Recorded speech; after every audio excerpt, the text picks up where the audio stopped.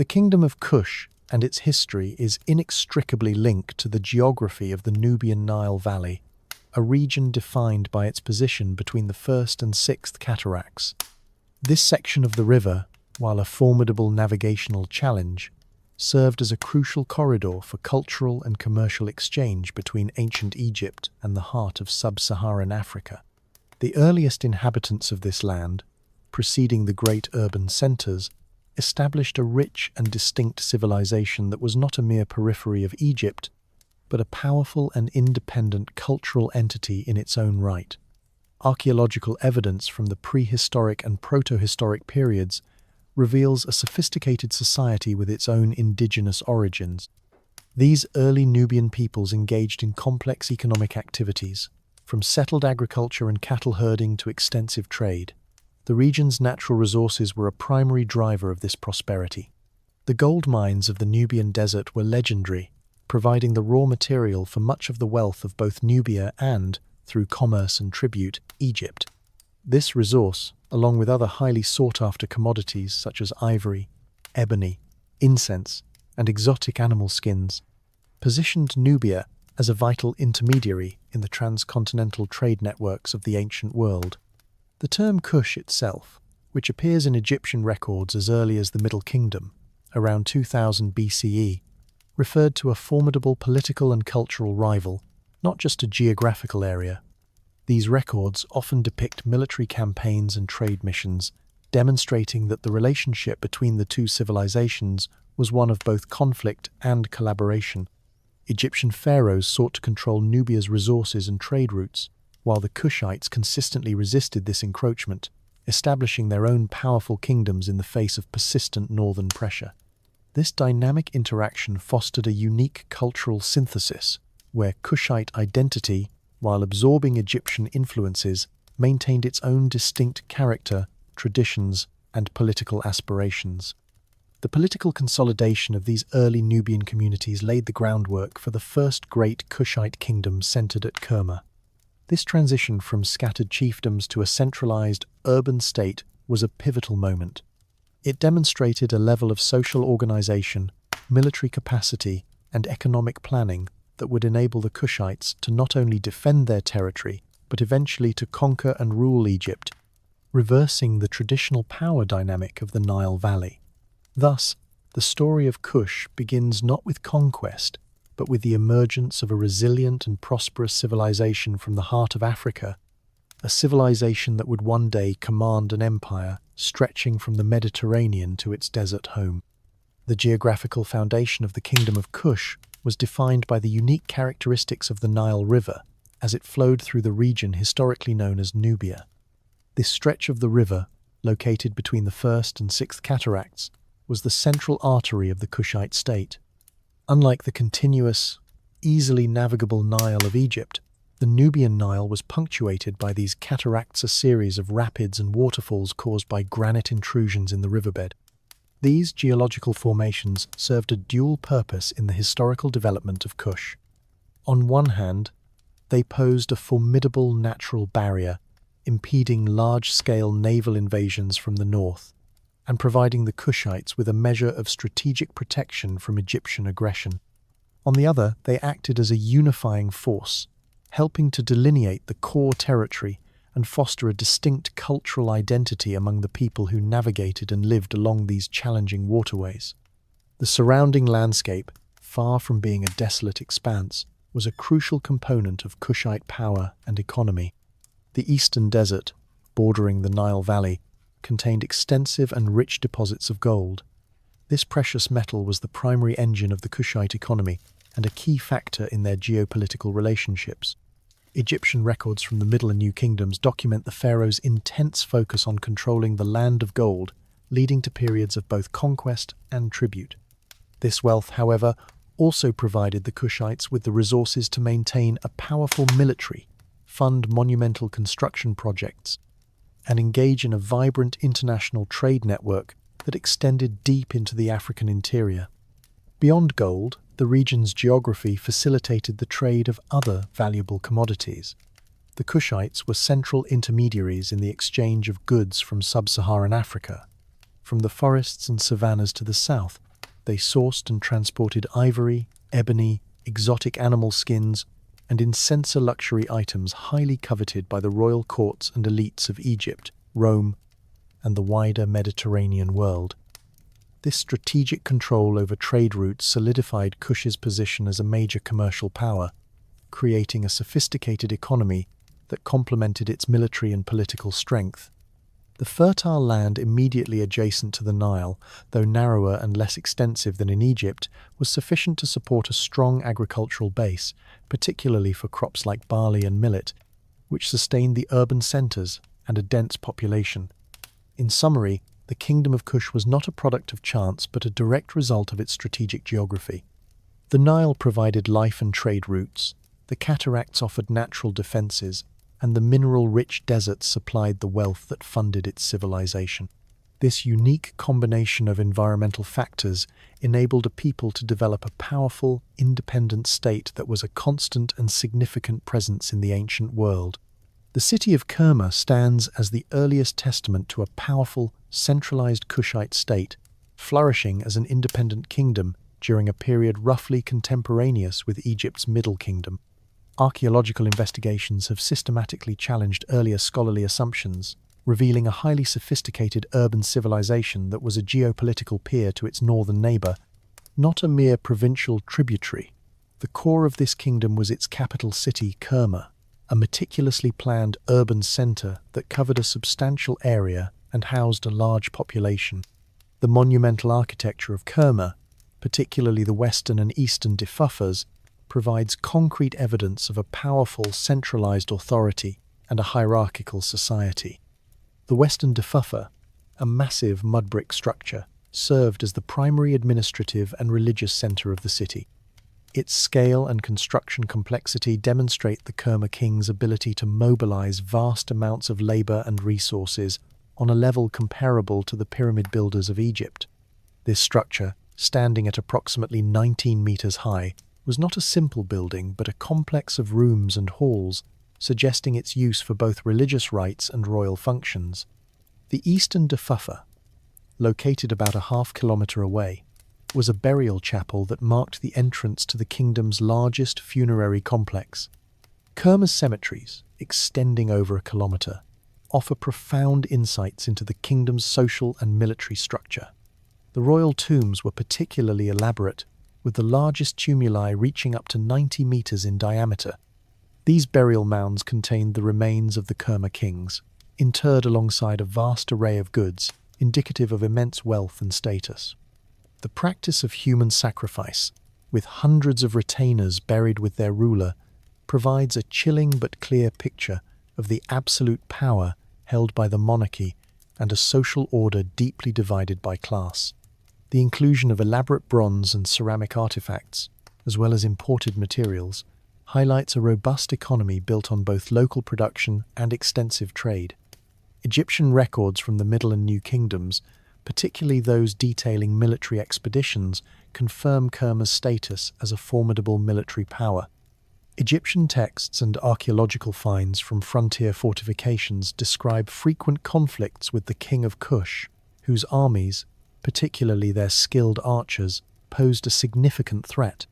The Kerma military was highly organized, and their control over the trade routes from sub-Saharan Africa allowed them to project power and influence even into Egyptian territories. In essence, Kerma was a genuine African civilization that developed its own unique political and social systems, military might, and cultural identity. Its existence and power fundamentally shaped the geopolitical landscape of the ancient Nile Valley for over a millennium. The archaeological site of Kerma is dominated by two monumental structures known as the Western and Eastern diffufas, which represent the pinnacle of early Kushite architectural and social achievement. The term diffufa is a modern Nubian word for a large brick building, and these colossal mud brick structures stand as a clear demonstration of the Kerma kingdom's sophistication, power, and distinct cultural identity. The Western diffufa, the larger and more imposing of the two, is a multi-story mud brick temple and administrative center located within the city of Kerma. Standing approximately 19 meters high, its construction required an enormous mobilization of labor, materials, and engineering expertise, indicating a highly centralized state capable of directing complex, large-scale projects. The building's interior features a labyrinth of rooms and passages, and its exterior was originally plastered and whitewashed, a design element not seen in contemporary Egyptian architecture. Its purpose was both religious and political. It served as a temple for the worship of the state's deities and as a symbolic representation of the king's divine authority and temporal power. This dual function underscores the theocratic nature of the Kerma state, where the king was both a political ruler and a religious leader. The eastern Dafufa, situated about a half-kilometre east of the main city, served a different but equally crucial function as a funerary chapel and entrance to the royal necropolis. It marked the spiritual boundary between the city of the living and the realm of the dead, acting as a site for rituals and offerings to the deceased kings and their retainers. This structure, while smaller than its western counterpart, was a vital component of Kerma's mortuary complex. The adjacent cemeteries contain the largest burial mounds tumuli of the Kerma kings, a stark contrast to the Egyptian pyramids. The scale of these burial sites, and the presence of human sacrifice in some, provides compelling evidence of a rigid social hierarchy and a belief in a royal afterlife that required a ruler's entire retinue to follow them into death. The construction of the Dafufas, with their distinctive style and mud brick material, shows a clear departure from Egyptian architectural norms. While Egypt's influence was present in various forms of trade and culture, the Dafufas are a uniquely Kushite creation. They testify to a civilization that possessed its own engineering prowess, aesthetic sensibilities, and spiritual beliefs. These monuments are not imitations of Egyptian prototypes, but are indigenous works that demonstrate the Kerma kings commanded a level of authority and possessed a cultural confidence that allowed them to develop their own monumental architectural traditions. In their scale and purpose, the Dafufas rivaled the grandest structures of the ancient world and stood as a powerful declaration of Kerma's independent power and cultural identity. The prosperity and geopolitical significance of the Kerma kingdom were largely a product of its strategic location and its sophisticated control over ancient trade routes. Positioned at the crossroads between Egypt and sub-Saharan Africa, Kerma became a central intermediary in a vast commercial network. This advantageous position allowed the kingdom to amass immense wealth, which is vividly demonstrated in the rich archaeological finds from its tombs and urban centres. The most valuable commodity in this trade was gold, sourced from the rich deposits in the Nubian desert. Kerma kings exercised direct control over these mines and the flow of the precious metal, enabling them to build a powerful economic foundation. This gold was not only used for internal wealth and royal prestige, but was a key export to Egypt, which relied heavily on Nubian gold for its own economy. In exchange for gold and other raw materials, the Kushites received bronze tools, finely crafted pottery, and other manufactured goods from Egypt and the wider Mediterranean world. This bidirectional trade enriched both civilizations and fostered a period of relative peace and cultural exchange. Beyond gold, Kerma's trade network extended deep into the African interior, allowing it to act as a conduit for a wide array of highly coveted goods. Ivory, a luxury item used in furniture and religious artifacts, was a major export. Ebony, a rare and valuable hardwood, was also traded in large quantities. Furthermore, the kingdom funneled a variety of exotic products north, including animal skins from giraffes and leopards, as well as live animals that were prized for royal menageries. The presence of these items in Kerma's royal burials and settlements, alongside artifacts of Egyptian and Levantine origin, paints a picture of a cosmopolitan society with far-reaching connections. The commercial success of Kerma was supported by its powerful military and a centralized administrative system. The Kerma kings, with their highly skilled archer armies, were able to protect their trade routes and secure the valuable resources that passed through their territory. This military strength was a key factor in their negotiations with Egypt, allowing them to trade on a more equal footing than later tributary states. The political and economic influence of Kerma was so significant that its power extended well into Egyptian-controlled territories. with some scholars even suggesting that Kerma controlled portions of Upper Egypt at the height of its power. This period of prosperity, founded on a controlled and extensive trade network, marks the golden age of the early Kushite state, and a time when Kerma was a preeminent power in the ancient Nile Valley. The military power of the Kerma kingdom was a defining characteristic of its civilization and a major factor in its long-standing rivalry with ancient Egypt. Far from being a passive trading partner, Kerma was a formidable martial state with a highly organized military force that commanded respect and fear across the ancient Near East. The core of this military was its infantry, particularly its elite archers, whose skills were celebrated and dreaded in Egyptian military reports. The Kerma archers were renowned for their proficiency with the composite bow, a sophisticated weapon that offered superior power and range compared to simple self-bows. Archaeological evidence from Kerma's burial sites includes a significant number of bows, quivers, and arrowheads, confirming the central role of this weapon in their military. Egyptian texts frequently refer to Nubian archers, often recruiting them as elite mercenaries but also describing them as dangerous and persistent enemies. The effectiveness of Kerma's archers was not just in their weaponry but in their tactical deployment. They were likely used as a mobile, long-range force capable of delivering devastating volleys of arrows against enemy formations, a tactic that proved highly effective against the bronze-armoured infantry of the Egyptians. Kerma's military might extend beyond its archers. The kingdom maintained a professional army capable of large-scale campaigns and the defence of its territory. This army was centrally organised under the command of the Kerma king, a fact supported by the royal burials that include elaborate weapons and military regalia. Egyptian pharaohs of the Middle and New Kingdoms, such as Thutmose I and Thutmose III, launched multiple campaigns to conquer Nubia, and their records detail the ferocity and resilience of the Kerma resistance. These conflicts were not one-sided skirmishes but protracted wars over control of resources, trade routes, and territory. At the height of Kerma's power, during Egypt's Second Intermediate Period, the Kushite state expanded its influence northward, with some scholars suggesting that Kerma controlled parts of Upper Egypt and formed a strategic alliance with the Hyksos rulers to the north, effectively squeezing the Theban-based Egyptian dynasty between two powerful enemies. This military prowess was directly linked to Kerma's economic and political structure. The wealth generated from its control of trade and gold mines funded a professional army and an extensive network of fortifications. The city of Kerma itself was protected by massive mud brick walls and defensive earthworks, demonstrating a clear understanding of siege warfare and military engineering. In essence, Kerma's military was not just a defensive force, but a tool for projecting power, securing economic interests, and asserting its political independence on the ancient world stage.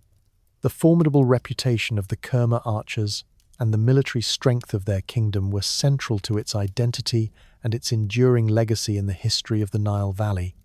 The end of the Kerma kingdom, around 1500 BCE, was not a sudden collapse but a gradual subjugation by the resurgent power of Egypt's new kingdom. After a period of weakness and political fragmentation during its Second Intermediate Period, Egypt reunified and embarked on an aggressive policy of imperial expansion. The pharaohs of the 18th dynasty, driven by a desire to secure their borders and control the lucrative trade routes and gold mines of Nubia, systematically dismantled the Kerma state. The military campaigns that brought about Kerma's downfall were led by a series of powerful pharaohs. Thutmose I, c. 1504–1492 BCE, launched a major offensive, pushing the Egyptian frontier south of the Second Cataract and establishing a garrison at the site of Kerma itself. His successor, Thutmose II, continued this military pressure, but the complete subjugation of Kush would be the achievement of Thutmose III, 1479–1425 BCE. Known as the Napoleon of Egypt, Thutmose III led multiple campaigns into Nubia, solidifying Egyptian control over the territory. These military victories are meticulously documented in Egyptian records, including the Annals of Thutmose III at Karnak, which describe the conquest of Nubian cities and the seizure of vast quantities of gold, cattle, and other resources. Following the military defeat of the Kerma kingdom, Egypt established a new administrative and political structure to govern the conquered lands.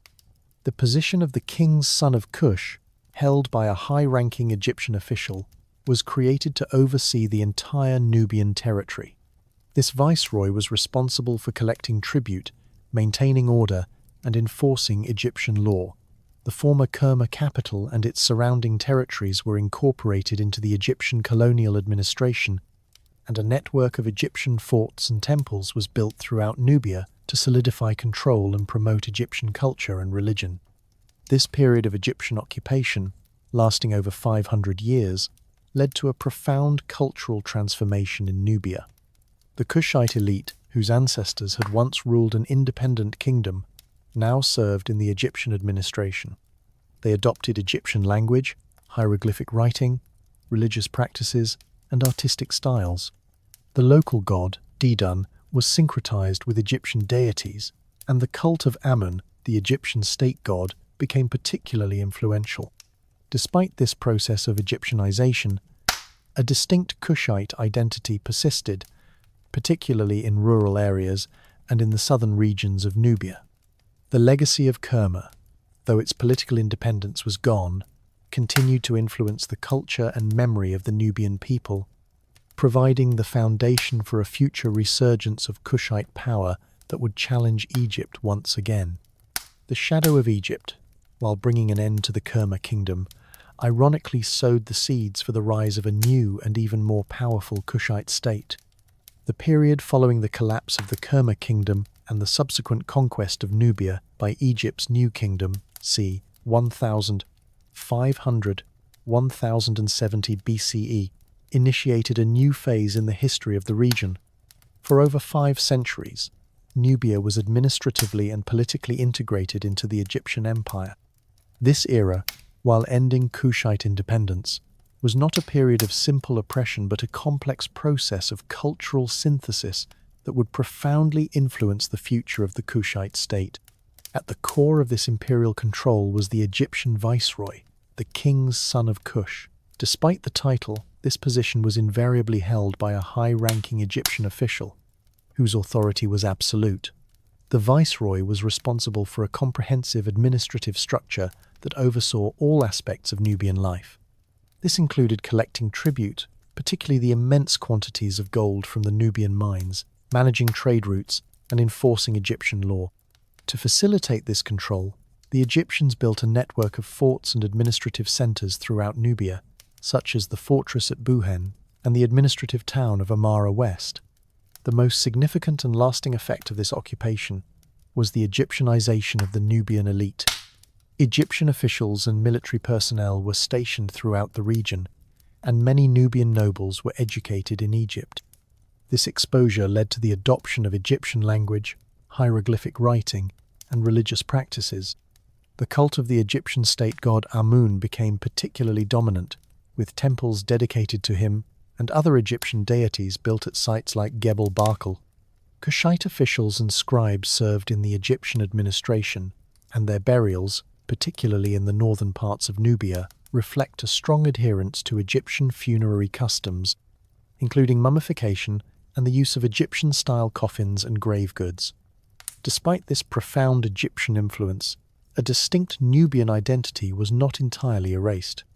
Archaeological and textual evidence suggests that traditional Kushite social structures and cultural practices persisted, particularly in the more remote southern regions. Certain funerary practices, pottery styles, and social customs retained their indigenous characteristics.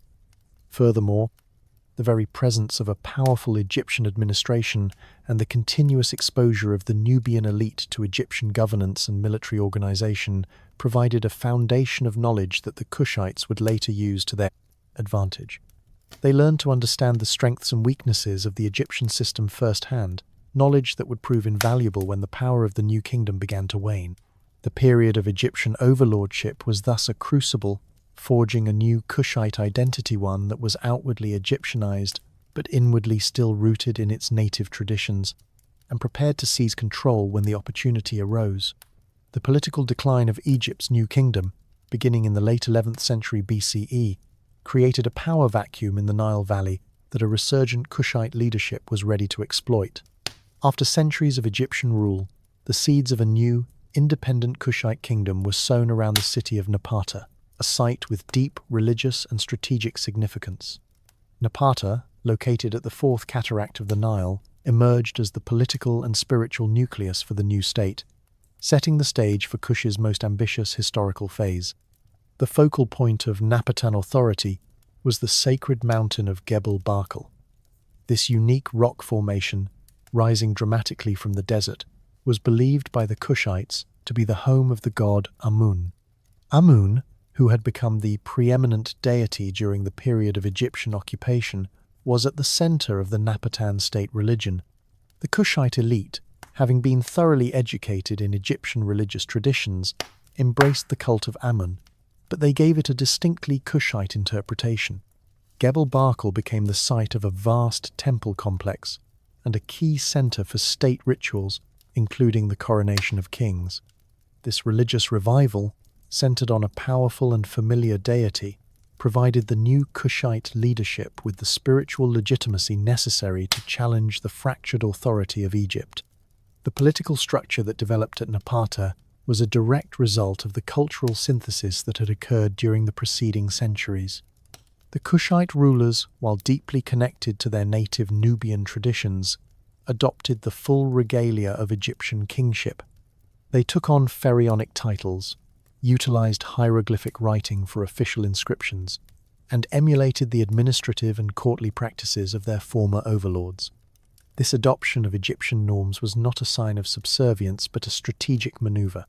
By presenting themselves as the true heirs to pharaonic tradition, the Kushite kings could position themselves as legitimate saviors of a fragmented Egypt, a narrative that would prove highly effective in their future military campaigns.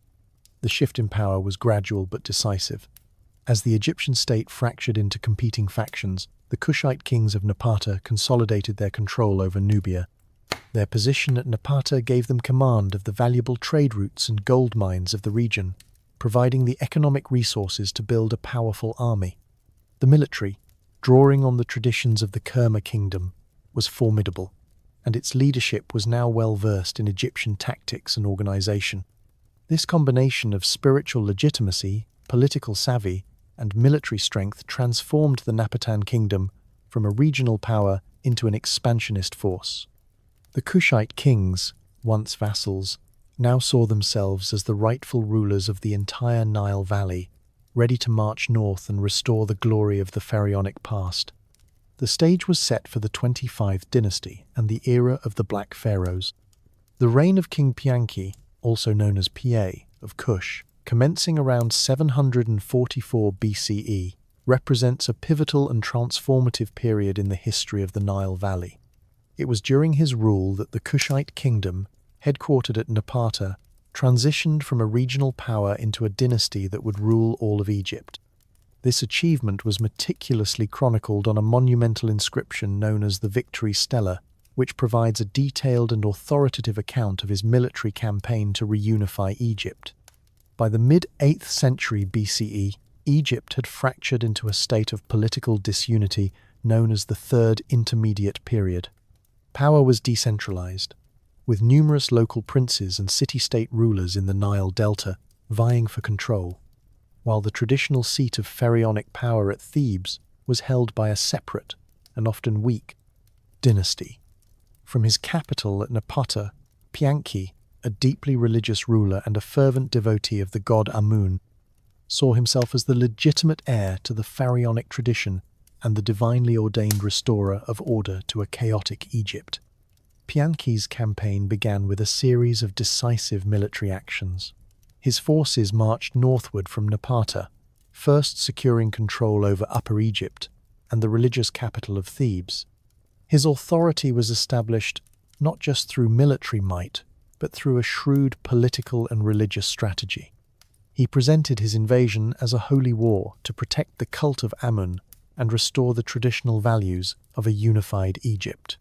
His forces besieged and conquered cities throughout the delta, one by one, culminating in the surrender of the most powerful northern princes. The Victory Stela documents the methodical nature of his conquest, detailing the sieges of Hermopolis, Heracleopolis, and Memphis, and his demand that all captured rulers purify themselves before entering his presence, a powerful demonstration of his moral and religious superiority. The culmination of his campaign was not just a military victory, but a formal recognition of his authority. The defeated Egyptian rulers, including King Tefnakht of Sais, paid homage to Pianki and formally submitted to his rule. The Victory Stela, erected at Gebel Barkal in Kush, served as a permanent record of his achievement, positioning him as a divinely chosen unifier and the founder of the 25th dynasty. Pianki's reign marks the first time in history that a ruler from the African Kingdom of Kush controlled all of Egypt, creating a vast empire that stretched from the Nile Delta to deep into modern-day Sudan. This unification, which lasted for nearly a century, revitalized Egyptian culture and administration, and set the stage for a period of remarkable artistic and religious revival under the Black Pharaohs who followed in his footsteps. The rulers of the Kushite 25th dynasty, often referred to as the Black Pharaohs, were a series of kings who governed a vast empire stretching from the Mediterranean to the Nubian heartland. Their reigns, beginning with Pianki in the 8th century BCE and lasting for nearly a century, are characterized by a profound dedication to Egyptian religious and cultural traditions, a dedication that sought to restore the glory of the new kingdom after a period of political decline. The Kushite kings viewed themselves not as foreign conquerors, but as the legitimate saviors and restorers of Egypt's pharaonic heritage. This belief was central to their governance and is evident in their monumental building programs. King Shabaka, the successor to Pianki, is particularly noted for his patronage of religious scholarship. He famously commissioned the recopying of an ancient theological work, the Shabaka Stone, which preserved a key text of Memphite theology that might otherwise have been lost. This act demonstrates the Kushite commitment to preserving and promoting traditional Egyptian religion and learning. The Black Pharaohs' architectural endeavors were equally significant. They undertook extensive restoration projects at major Egyptian religious sites, including the great temple complexes at Karnak and Luxor. In their native lands of Kush, they also commissioned the construction of numerous temples and monuments, most notably at their spiritual center of Gebel Barkal. These Kushite-built temples and pyramids, while adopting Egyptian styles, often bore distinctly Kushite features, demonstrating a unique cultural synthesis. The pharaoh Taharqa, for instance, constructed a series of monumental structures, including a large temple at Karwa and the grand hypostyle hall at the temple of Amun at Karnak, showcasing his devotion to the god Amun and his status as a legitimate pharaonic ruler. Their rule was also marked by a strong administrative and military presence that provided a century of stability to the region. The Kushite kings maintained a powerful military, which was necessary to defend their empire from both internal and external threats, most notably the rising power of the Assyrian Empire. Their administrative system, a blend of Egyptian and Kushite traditions, was effective in governing their extensive territory and collecting the revenues necessary to support their ambitious projects. Despite ruling from their capital at Napata, the Black Pharaohs were seen by many Egyptians as legitimate and, in some cases, more pious rulers than their predecessors. Their commitment to order, religious orthodoxy, and monumental building contrasted sharply with the political fragmentation that had preceded their rule. The 25th dynasty, therefore, was not a period of foreign subjugation, but a time of cultural revival and political stability led by a dynasty that considered itself the rightful heir to Egypt's ancient traditions. The reign of King Taharqa, c. 690–664 BCE, stands as a zenith of the Kushite 25th dynasty. Taharqa, one of the most prominent of the Black Pharaohs, commanded an empire that stretched from the Nile Delta to the lands south of the Sixth Cataract. His rule is well documented in both Egyptian and Assyrian inscriptions, and he is even mentioned in the Bible, demonstrating his significant role on the geopolitical stage of the ancient Near East. Taharka's reign was characterized by an ambitious and extensive building program that showcased the immense wealth and power of the Kushite state. He was a prolific patron of architecture, commissioning new temples, chapels, and statues in both Egypt and his native Kush. In Egypt, he undertook significant restoration and construction projects, particularly at the great religious center of Karnak, where he built a grand hypostyle hall. These endeavors were aimed at demonstrating his piety and his legitimacy as a pharaoh in the eyes of his Egyptian subjects. However, his most monumental works were located in Kush, at his royal capital of Napata and at the spiritual heartland of Gebel Barkal.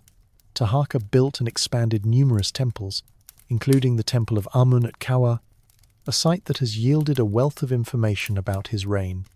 His pyramid, located at Nuri, was one of the largest constructed by a Kushite ruler, a testament to his power and his adherence to pharaonic funerary traditions. Beyond his building programs, Taharka was a military leader who actively engaged in the complex geopolitics of the region. He inherited from his predecessors a policy of challenging the rising power of the Neo-Assyrian Empire, a military machine that dominated the ancient Near East. Assyrian records, such as the annals of King Esarhaddon, document Taharka's involvement in a coalition of Levantine kingdoms that sought to resist Assyrian expansion. He supported rebellions against Assyrian rule in Philistia and Phoenicia and sent military aid to the Kingdom of Judah. This intervention, though ultimately unsuccessful, placed Kush in direct conflict with a major superpower and brought Taharka's name into the historical records of his adversaries. The conflict with Assyria ultimately led to the loss of Egypt. The Assyrian king Esarhaddon, in response to Taharka's support for rebellions, launched a full-scale invasion of Egypt in 671 BCE, capturing the capital of Memphis and forcing Taharka to retreat to his native Kush. Though Taharka later briefly retook Memphis, the Assyrian king Ashurbanipal's subsequent invasion cemented Assyrian control over Egypt and brought the 25th dynasty to an end. Despite this defeat, Taharka's reign is remembered for its monumental achievements and his role as a powerful player in the politics of the ancient world. His legacy is one of a ruler who, from a distant capital, revitalized Egyptian culture and bravely challenged the dominant empire of his day. The rule of the Kushite 25 dynasty over Egypt was ultimately brought to an end by the military and political might of the Neo-Assyrian Empire. This clash, beginning in the late 8th century BCE and escalating in the 7th century BCE, represented a confrontation between the traditional military tactics of the Nile Valley and a new, more technologically advanced and ruthlessly efficient imperial power from Mesopotamia. The Assyrian invasions not only ended the Kushite rule, but also demonstrated the military limitations of the Kushite state on the wider geopolitical stage. The initial conflict was a result of Kushite geopolitical policy.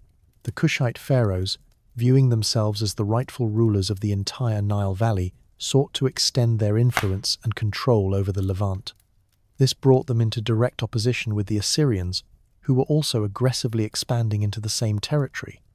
The Kushite ruler, King Taharka, supported a coalition of Levantine kings in their resistance to Assyrian dominance, leading to a direct military confrontation. The Assyrian response was decisive and overwhelming. Their army, a professional military machine forged by centuries of conquest, possessed significant advantages. The Assyrians were masters of ironworking, providing their soldiers with superior weapons and armor. They were also pioneers of siege warfare, employing a wide array of siege engines, sappers, and tactical formations that were highly effective against the fortified cities of Egypt and Kush. In 671 BCE, the Assyrian king Esarhaddon launched a full-scale invasion of Egypt, capturing the capital of Memphis and driving Taharka back to his native Kush. Assyrian records boast of this victory, describing the conquest of Egyptian cities and the flight of Taharka as a major military achievement. Although Taharka briefly re-established control over Memphis, the Assyrian response was swift and definitive. Ashurbanipal, Esarhaddon's successor, launched a second, even larger invasion. This campaign, which saw the sack of Thebes, the heart of Upper Egypt and the religious capital of the 25 dynasty, permanently ended Kushite rule over Egypt. The destruction of Thebes was a major psychological and political blow, and Assyrian records, preserved in the annals of Ashurbanipal, vividly describe the plundering of the city's vast treasures and the slaughter of its inhabitants. This defeat demonstrated the critical limitations of Kushite military power. While formidable in the context of the Nile Valley, they were unable to withstand the superior technology, logistics, and strategic vision of the Assyrian Empire. The Assyrian conquest was not just a military victory but a brutal display of imperial dominance that ended the Kushite pharaoh's dream of a unified Nile empire. The Kushite rulers, forced to retreat to their homeland, focused their attention southward, beginning a new phase in their history centered on Napata and later Meroe. The expulsion of the Kushite 25 dynasty from Egypt by the Assyrian Empire marked a definitive end to their rule over the two lands. However, this withdrawal was not a final defeat for the Kushite state, but rather a strategic reorientation that ensured its long-term survival. The Kushite kings, having lost control of Egypt, returned to their ancestral homeland in Nubia, establishing a new phase of their civilization with its political and cultural heart located far to the south of the traditional pharaonic centers. The new capital of this kingdom was Napata, a city that had been the spiritual and political nexus of the Kushite state since its emergence from Egyptian control. Situated at the foot of Gebel Barkal, the sacred mountain of Amun, Napata provided a secure and geographically advantageous base. The cataracts of the Nile to the north offered a natural defensive barrier against potential Egyptian or Assyrian incursions, while the city's location gave the Kushite kings direct control over the lucrative trade routes and gold mines of their homeland. This strategic retreat allowed the Kushite rulers to consolidate their authority and resources without the constant pressure and military costs associated with governing a distant and often rebellious Egypt. The post-Egyptian period at Napata saw a remarkable continuation of Kushite power and an enduring commitment to pharaonic traditions. The kings of this period continued to use Egyptian titles, hieroglyphic script, and royal regalia. They were buried in pyramids, albeit of a smaller and steeper design than those in Egypt, in the royal cemeteries at El Kuru and Nuri. This continued adherence to Egyptian cultural forms, however, was not a sign of subservience but a deliberate act to assert their legitimacy as the true heirs of pharaonic tradition. While Egypt itself was ruled by a new dynasty from Sais, the Kushites at Napata claimed a purer and more ancient claim to the religious and political heritage of the Nile Valley. The primary focus of this new Napatan kingdom was on internal development and the consolidation of power within Nubia. The Kushite kings sponsored extensive building projects, particularly at Gebel Barkal, where they continued to expand the temples of Amun and other deities. This cultural and architectural patronage served to legitimize their rule in the eyes of their own people and to reinforce the idea of a uniquely Kushite identity rooted in a powerful religious and political tradition. In essence, the retreat from Egypt allowed Kush to shed the burden of a far-flung and contested empire and refocus its energies on building a prosperous and stable kingdom in its own heartland. This strategic decision was the key to the kingdom's survival and its ability to flourish as an independent power for centuries to come, laying the foundation for the later Meroitic period. The Kingdom of Kush, following its withdrawal from Egypt, established its spiritual and political center at Napata, a city situated at the fourth cataract of the Nile. The profound authority of this kingdom was inextricably linked to the sacred site of Gebel Barkal, a towering butte that rose from the flat Nubian desert. This mountain, believed to be the dwelling of the god Amun, served as the primary source of legitimacy for the Napatan rulers. The Kushite kings, who had ruled Egypt as the 25th dynasty, were fervent devotees of the god Amun. After their retreat south, they established a powerful state religion centered at Gebel Barkal. The temple complexes built at the foot of the mountain were not just places of worship, but were the key sites for state rituals. The The most important of these was the coronation of the Kushite king, a ceremony that was not a simple political act but a divine investiture. According to inscriptions, the newly chosen king would travel to Gebel Barkal and undergo a series of rituals in the presence of the priests of Amun, who would declare him the divinely chosen ruler. This process, which mirrored the ancient Egyptian belief in the divine sanction of the pharaoh, provided the Kushite monarchs with an unassailable claim to power in the eyes of their subjects. The temple complex at Gebel Barkal was vast and intricate.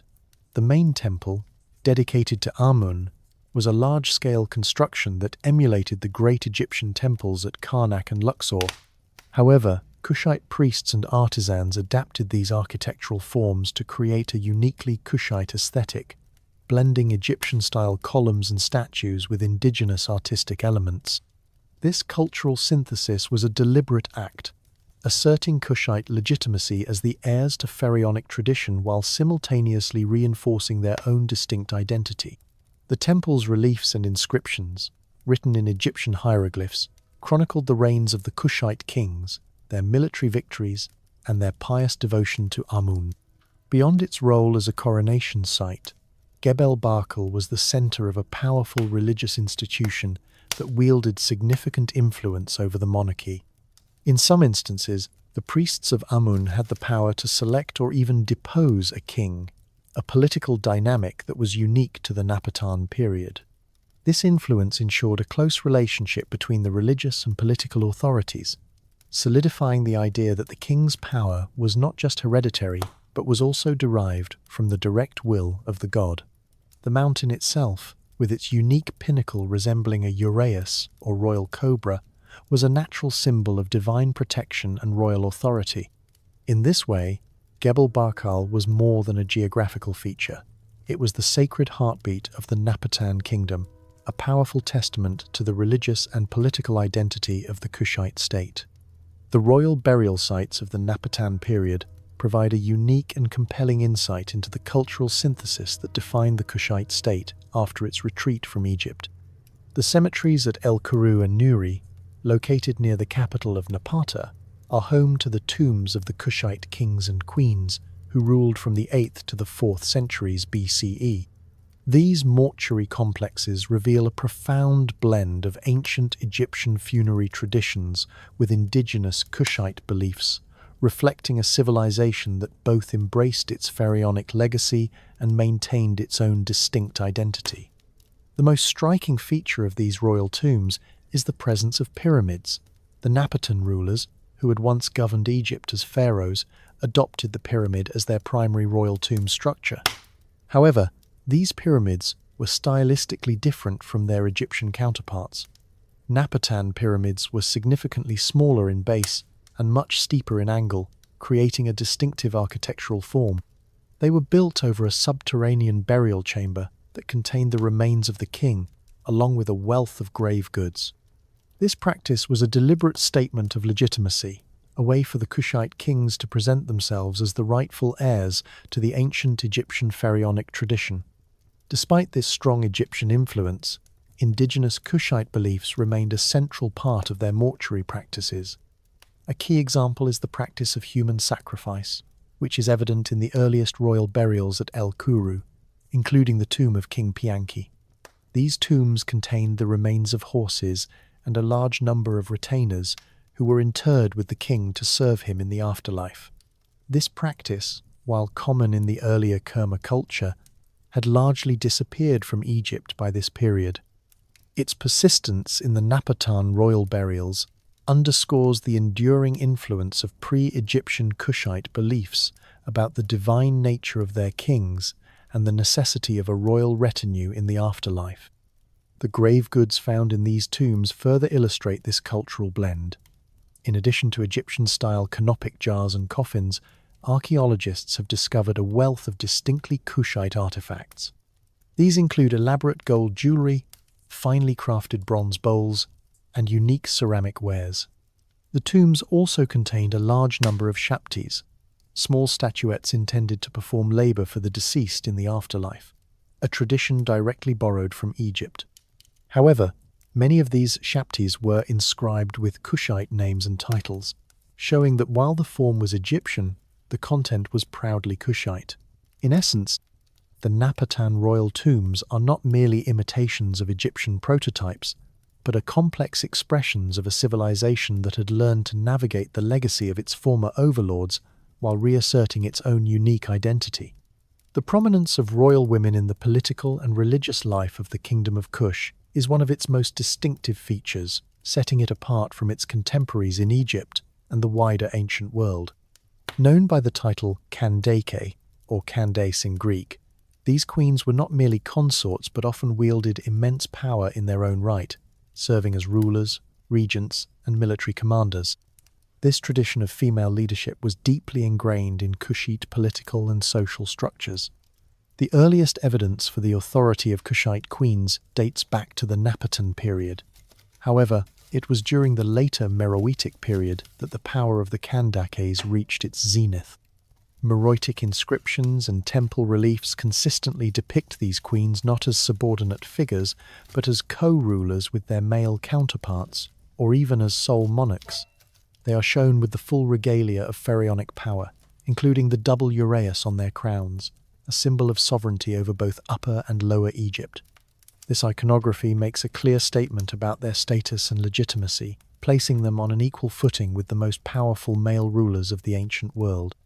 The Kandak's power was not just ceremonial. They were active and decisive political and military leaders. Queen Amanirenas, one of the most famous Kandaks, provides a compelling example.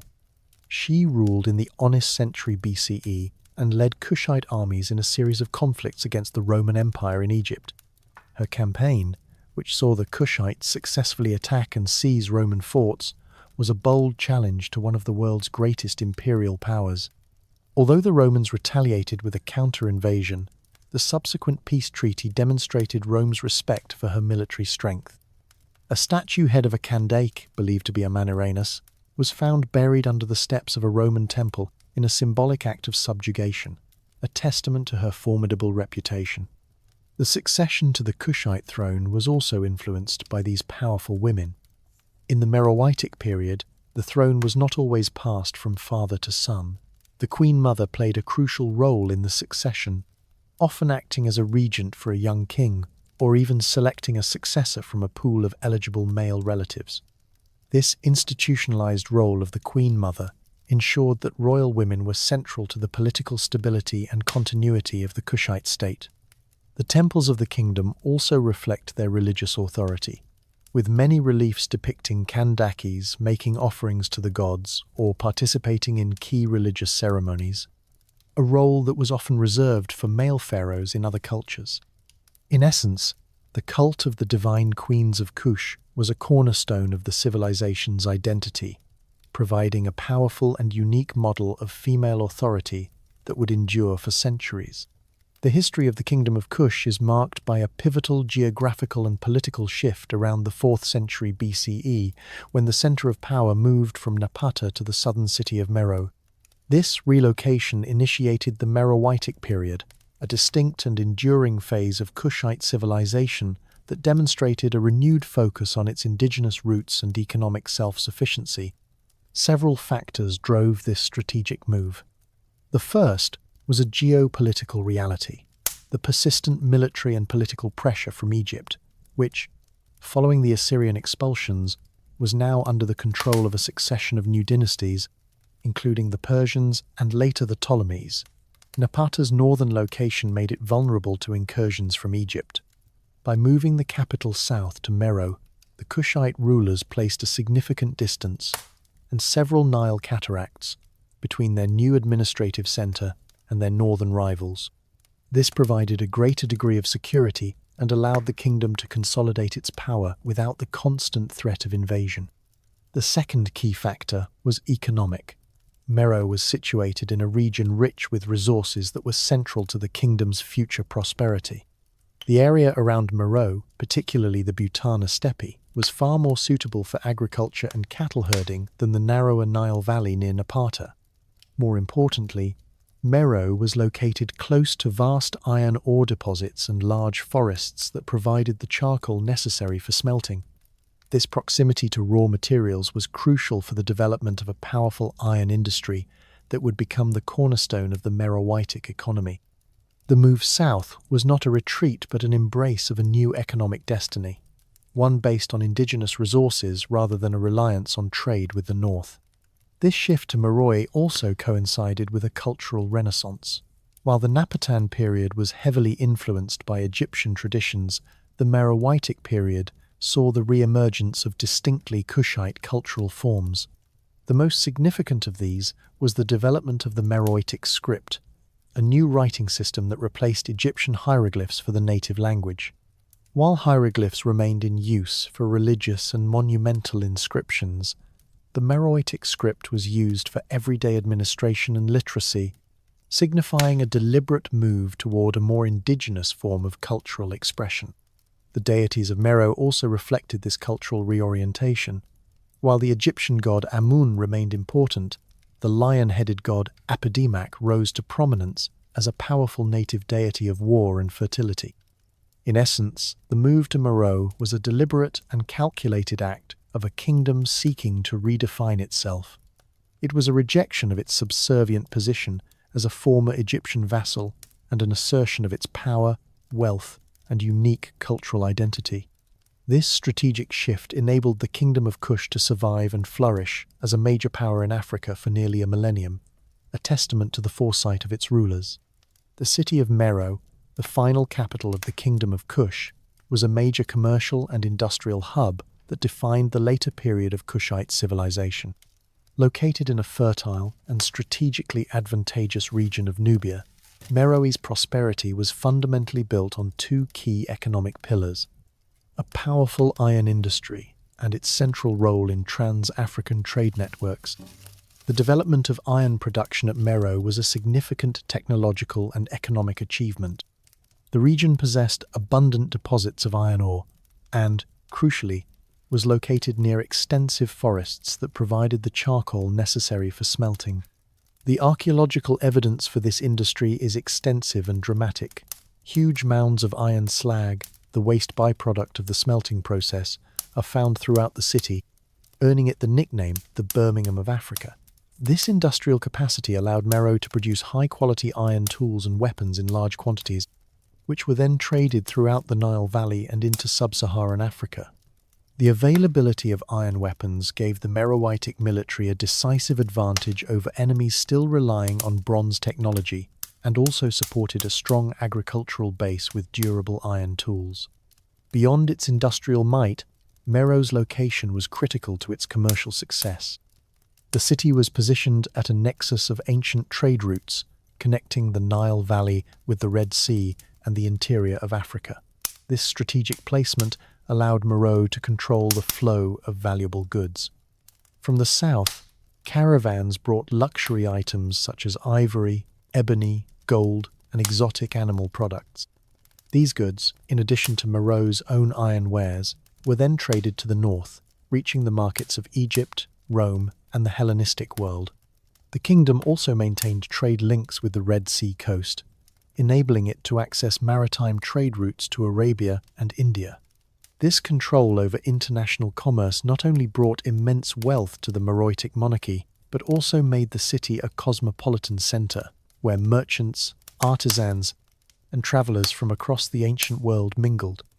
The wealth generated from both its iron industry and its trade networks was channeled into ambitious building projects, demonstrating the power and cultural confidence of the Meroitic rulers. The city was adorned with temples, palaces, and a grand royal necropolis of its own, with pyramids that, while a continuation of Napatan tradition, reflected a uniquely Meroitic style. In essence, Meroe was a powerful, self-sufficient economic engine that fueled the last great phase of Kushite civilization. Its mastery of iron technology and its control of trade routes allowed it to thrive for nearly a millennium, solidifying its place as a major power in ancient Africa. The Meroitic script stands as one of the most significant and independent cultural achievements of the Kingdom of Kush. Its development marked a definitive break from the heavy Egyptian influence of the preceding Napatan period and signaled a new era of indigenous cultural expression. This unique writing system, which emerged around the 3rd century BCE, was a key component of the Meroitic state's identity and its administrative sophistication.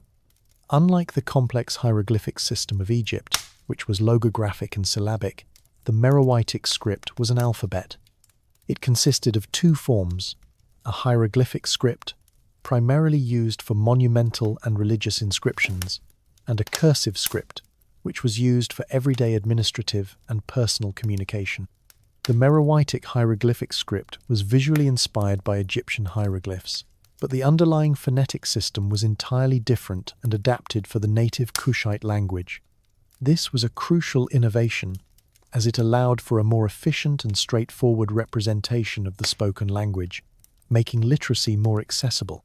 The cursive form, written from right to left, was used extensively on ostraca, pottery shards, papyrus, and stelae, providing a wealth of information about the daily lives, religious practices, and political affairs of the Meroitic people. The decipherment of the Meroitic script was a major triumph of 20th century archaeology and linguistics.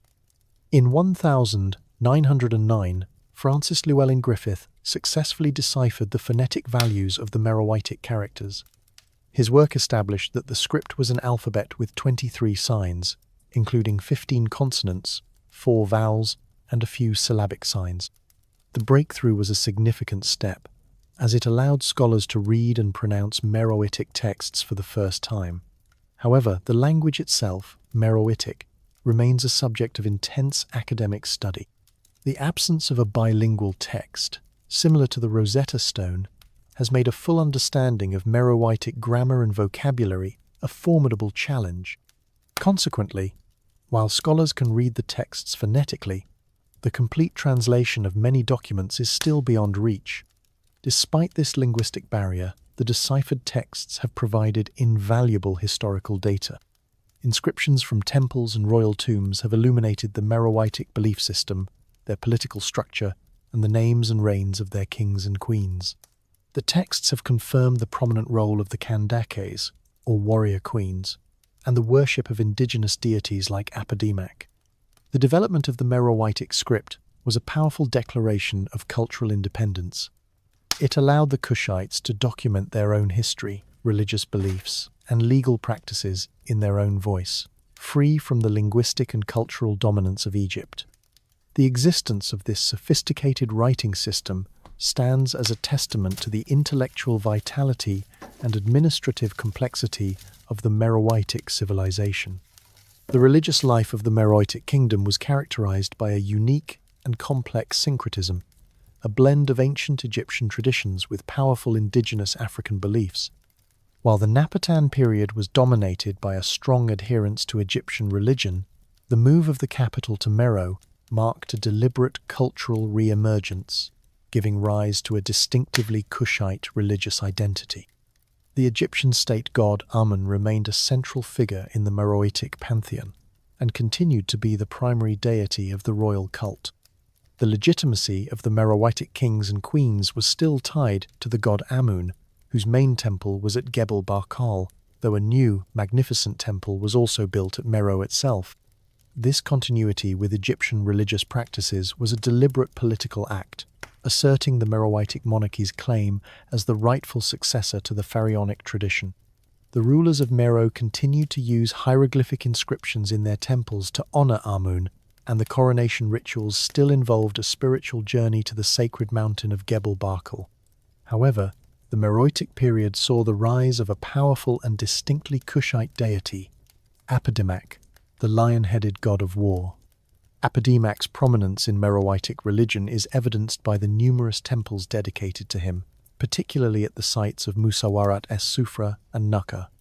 The temple reliefs and inscriptions depict Aphrodite not just as a god of war, but also of fertility and abundance, often shown with a human body and the head of a lion, and sometimes with multiple heads and arms, a powerful indigenous icon.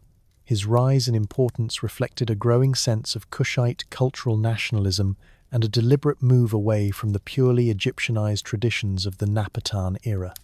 The worship of Aphrodite symbolized the martial strength and self-sufficiency of the Meroitic state, which was now fueled by its own iron industry and trade networks.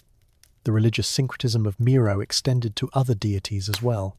In addition to Amun and Aphrodite, the Meroitic pantheon included gods such as the native water god Sebumeka and Isis, the Egyptian goddess of magic and motherhood, whose cult became increasingly popular. The presence of these different deities within the same religious sphere demonstrates a high degree of religious tolerance and cultural fusion. The Meroitic people were not dogmatic in their religious adherence. Rather, they incorporated elements from various traditions to create a unique and vibrant belief system that suited their cultural and political identity. This religious tapestry was a core component of the Meroitic state, providing not only spiritual guidance, but also a powerful expression of its unique position in the ancient world. The tradition of powerful female rulers, known as Kandakes or Candaces, was a distinguishing feature of the Meroitic kingdom. During this period, the authority of these queens was not merely ceremonial, but was institutionalized, allowing them to wield immense political, military, and religious power in their own right. The Kandakes of the Meroitic era, such as Amanirenas, Amanishakato, and Amanitore, are prime examples of this unique form of female leadership. Archaeological and textual evidence, including temple reliefs, monumental inscriptions, and pyramid tombs, consistently portray the Kandakes as powerful and independent monarchs. They are depicted with the full regalia of pharaonic authority, often shown on an equal footing with their male counterparts. Reliefs from Meroitic temples, such as those at Naka, show the queens leading armies into battle or ritually smiting their enemies, a role traditionally reserved for male kings. Their military prowess was not just an artistic convention, it was a historical reality. Queen Amanirenas, who ruled in the Honest century BCE, provides the most compelling historical evidence of a Kandake's military authority. She led Kushite armies in a series of conflicts against the Roman Empire, which had recently established control over Egypt. Amanirenas' forces launched a surprise attack on Roman outposts, capturing several forts and even a statue of the Emperor Augustus. Although the Romans, under the command of General Petronius, retaliated with a devastating counter-invasion that saw the sack of Napata, the subsequent peace treaty was negotiated on terms that left the Kushite kingdom's sovereignty intact. This conflict, and Amanirenas' role in it, demonstrates a level of female military leadership that was virtually unparalleled in the ancient world. The Kandaks also exerted significant religious authority. Temple reliefs frequently depict them participating in key religious rituals and making offerings to the gods, a role that in other cultures was often the exclusive domain of male rulers. Their influence extended to the highest levels of the state religion, reinforcing the idea that female authority was divinely sanctioned and essential to the well-being of the kingdom. The massive pyramid tombs and palace complexes built for these queens are a testament to their wealth and power. For instance, the tomb of Amanishakato contained a vast trove of gold jewelry and other precious artifacts, all reflecting her immense status. The tradition of the Kandakes was a cornerstone of Meroitic society, providing a powerful and unique model of governance. The institutionalized role of the Queen Mother in the succession process, a practice that ensured royal women were always at the center of political power, further cemented their authority. The legacy of the Meroitic Kandakes is that of formidable female leaders who ruled with military and religious authority, challenging male-dominated imperial powers and leaving behind a testament to a civilization that valued female power on an unprecedented scale. The Roman conquest of Egypt in 30 BCE brought the Kingdom of Kush into direct contact with one of the most powerful empires in world history. This geopolitical shift led to a period of direct confrontation that culminated in a full-scale Roman invasion of Kush and demonstrated the military resilience of the Kushite state under its formidable queen, Amanirenas. The initial conflict was a result of a combination of Roman ambition and Kushite assertiveness. The new Roman province of Egypt, governed by Gaius Petronius, was a major source of revenue for the empire. Kush, under the leadership of the Kandake Amanirenas, saw the Roman presence as a threat to its sovereignty and its control over the vital trade routes of the Nile Valley. In 24 BCE, Kushite forces, led by Amenarrenas, launched a surprise attack on the Roman frontier at Syene, modern Aswan, a key Roman military and administrative outpost. The Kushites captured several forts, took Roman civilians captive, and, in a symbolic act of defiance, seized and buried a bronze statue of the Emperor Augustus. This act of aggression was a bold challenge to Rome's authority and a clear signal of Kushite military capability. The Roman response was swift and overwhelming. General Petronius, commanding a force of 10,000 infantry and 800 cavalry, launched a massive retaliatory invasion. The Roman army marched south, following the course of the Nile, and encountered fierce Kushite resistance at every turn. Despite their numerical and technological superiority, the Romans struggled against the familiar tactics of the Kushite archers and the difficult terrain. Nevertheless, the Roman forces pressed on, conquering and sacking the Kushite city of Napata, the former capital and spiritual heartland of the kingdom. Petronius destroyed the temples and fortifications at Gebel Barkal, symbolically ending Kushite religious and political authority at the site. However, the Roman victory was not absolute. The Kushite military, though defeated in a major engagement, continued to harass the Roman forces. General Petronius, recognizing the challenges of a prolonged campaign in a hostile and distant land, established a permanent Roman garrison at Qasr Ibrim, a key strategic fortress, and withdrew his main army. The campaign had not led to the complete subjugation of Kush. The subsequent peace negotiations, which took place in 2120 BCE, demonstrated the Roman Empire's respect for Kushite military power. The treaty was negotiated on terms that left the kingdom's sovereignty intact. The Romans returned the territory they had seized, and in return, Kush relinquished its claims to the northern frontier. The two empires established a formal border and a period of peaceful coexistence, and Rome even granted Kush a 3-year exemption from tribute payments.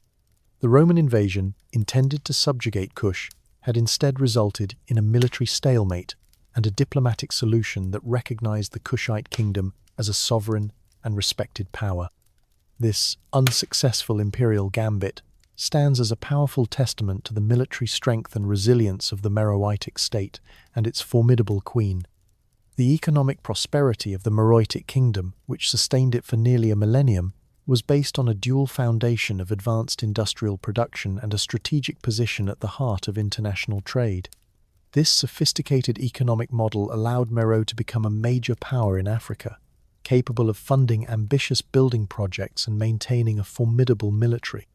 The most distinctive feature of the Meroitic economy was its mastery of iron production. The region around the capital city of Meroe was uniquely suited for this industry, with abundant deposits of iron ore and vast forests that provided the charcoal essential for smelting. Archaeological surveys of the city have revealed enormous slag, heaps the waste product of iron smelting that have earned Meroe the nickname the Birmingham of Africa. This industrial capacity was a significant technological advantage. Meroitic artisans produced high-quality iron tools for agriculture, enabling the kingdom to sustain a large population and generate agricultural surpluses. More importantly, Meroe's control over iron production provided its military with superior weapons and armor, a crucial factor in its conflicts with rivals and its ability to protect its trade routes. The widespread trade of Meroitic iron wares throughout the Nile Valley and into sub-Saharan Africa further cemented the kingdom's economic dominance. In addition to its industrial strength, Meroe's strategic location was key to its commercial success. The city was positioned at a nexus of trans-African trade routes, which connected the heart of the continent to the markets of the Mediterranean and the Red Sea. Meroitic merchants acted as crucial intermediaries in this trade, controlling the flow of a wide array of valuable goods. From the south, they sourced and transported luxury items such as ivory, ebony, and exotic animal products. These goods, in addition to the traditional gold from Nubian mines, were then traded to the north with Egypt, and later Rome. The kingdom also maintained important trade links with the Red Sea coast, enabling it to participate in maritime trade networks that extended to Arabia and India. This control over international commerce not only brought immense wealth to the Meroitic monarchy, but also made the city a cosmopolitan center, where merchants and artisans from across the ancient world congregated. The wealth generated from this dynamic economy was evident in the luxury goods found in Meroitic royal tombs, including finely crafted gold jewelry and intricate pottery. This economic stability allowed for a period of sustained cultural and artistic flourishing, which is visible in the unique art and architecture of the Meroitic period. The kingdom's ability to leverage its indigenous resources and its strategic location was the key to its long-term survival and its legacy as a powerful and prosperous African civilization. Meroitic art and architecture are a visual chronicle of a civilization that absorbed and synthesized diverse cultural influences while simultaneously forging its own distinct aesthetic identity. This unique fusion, which combines elements of native African, ancient Egyptian, and Hellenistic styles, is one of the most compelling aspects of the Meroitic period. The legacy of ancient Egypt, inherited from the Napatan era, remained a foundational element. Meroitic artists and builders continued to draw on Egyptian models, particularly in their religious and funerary art. Meroitic temples, such as the Temple of the Lion at Nakar, retain the general layout and proportions of Egyptian structures, with monumental gateways, pylons, and hypostyle halls. The royal pyramids of Meroe, while much smaller and steeper than their Egyptian prototypes, are a clear continuation of pharaonic burial traditions. Reliefs within these tombs often depict scenes of the deceased ruler being received by the gods, a theme directly borrowed from Egyptian religion. However, Meroitic art was far from a mere imitation of Egyptian styles. The most striking and innovative elements of Meroitic art are its distinctly indigenous features. Figures in temple reliefs and painted pottery often display physical characteristics and clothing styles that are uniquely Kushite, a deliberate artistic choice that distinguished Meroitic rulers from their Egyptian counterparts. The rise of new, native deities, such as the lion-headed god Aphrodite, also inspired a new iconographic language. Aphrodite is depicted in a powerful, dynamic style that is recognizably African, with a feline body and multiple arms and heads, a visual representation that is a world away from the rigid, stylized art of Egypt. The influence of the Hellenistic world, which came through trade with Ptolemaic and Roman Egypt, also played a significant role in shaping Meroitic art. This is evident in the adoption of certain Greek and Roman motifs, such as the use of classical-style columns in some temple structures and the presence of Greek inscriptions on a few artifacts. However, these foreign influences were not adopted wholesale but were selectively incorporated and adapted into a uniquely Meroitic context. For example, a Kandaki might be depicted wearing pharaonic regalia, a Greek-style cloak, and jewelry with distinctively African motifs, a single image that encapsulates the cultural complexity of the Meroitic civilization. In essence, Meroitic art and architecture are a testament to a kingdom that was confident in its own identity. It was a civilization that was not afraid to borrow and adapt from its neighbors, but did so in a way that always served to reinforce its own unique culture. The result was a vibrant, dynamic, and original artistic tradition that stands as one of the great cultural achievements of ancient Africa. The final centuries of the Meroitic kingdom, from the 3rd century CE onwards, were characterized by a gradual process of political fragmentation and internal decay. The centralized authority of the monarchy at Meroe began to erode, leading to a decline in the kingdom's power and its eventual collapse. This internal strife, rather than a single catastrophic invasion, was a key factor in the kingdom's demise. The primary cause of this fragmentation was the decentralization of power away from the royal court at Meroe. Over time, local chieftains and regional governors, who were responsible for the administration of the kingdom's vast territories, began to assert their independence. With a decline in the central government's ability to project power over long distances, these local elites became increasingly autonomous. They built their own fortified residences, amassed their own private armies, and controlled local resources and trade routes.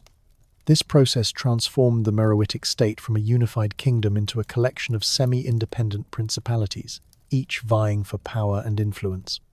The archaeological record provides evidence for this internal fracturing. The construction of new royal tombs at Meroe declined in both number and scale, suggesting a diminishing of the central monarchy's wealth and authority. At the same time, new cemeteries, featuring a mixture of Meroitic and local cultural elements, began to appear in the northern and western regions of the kingdom. These regional burial sites and the accompanying material culture point to the emergence of new, independent power centers that no longer look to Meroe as their ultimate source of political and religious legitimacy. The economic foundations of the state were also weakened by this internal strife. The decentralized control over trade routes and resources led to a decline in the revenues that flowed into the royal treasury at Meroe. The king's authority to levy taxes and tribute was diminished, making it difficult to fund the army and the monumental building projects that had defined the earlier period.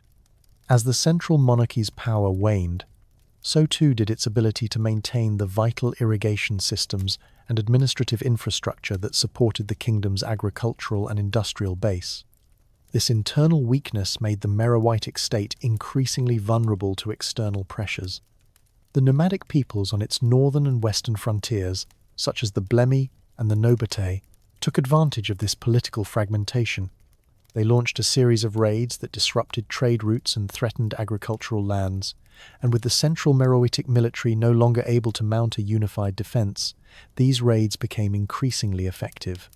In essence, the final centuries of the Meroitic kingdom were not a period of peaceful decline, but of a slow and methodical unraveling, where internal political strife and the erosion of royal authority created the conditions for its eventual collapse. The Meroitic kingdom's final centuries were marked by a significant increase in external pressure from formidable nomadic groups on its frontiers, a factor that accelerated its internal decline.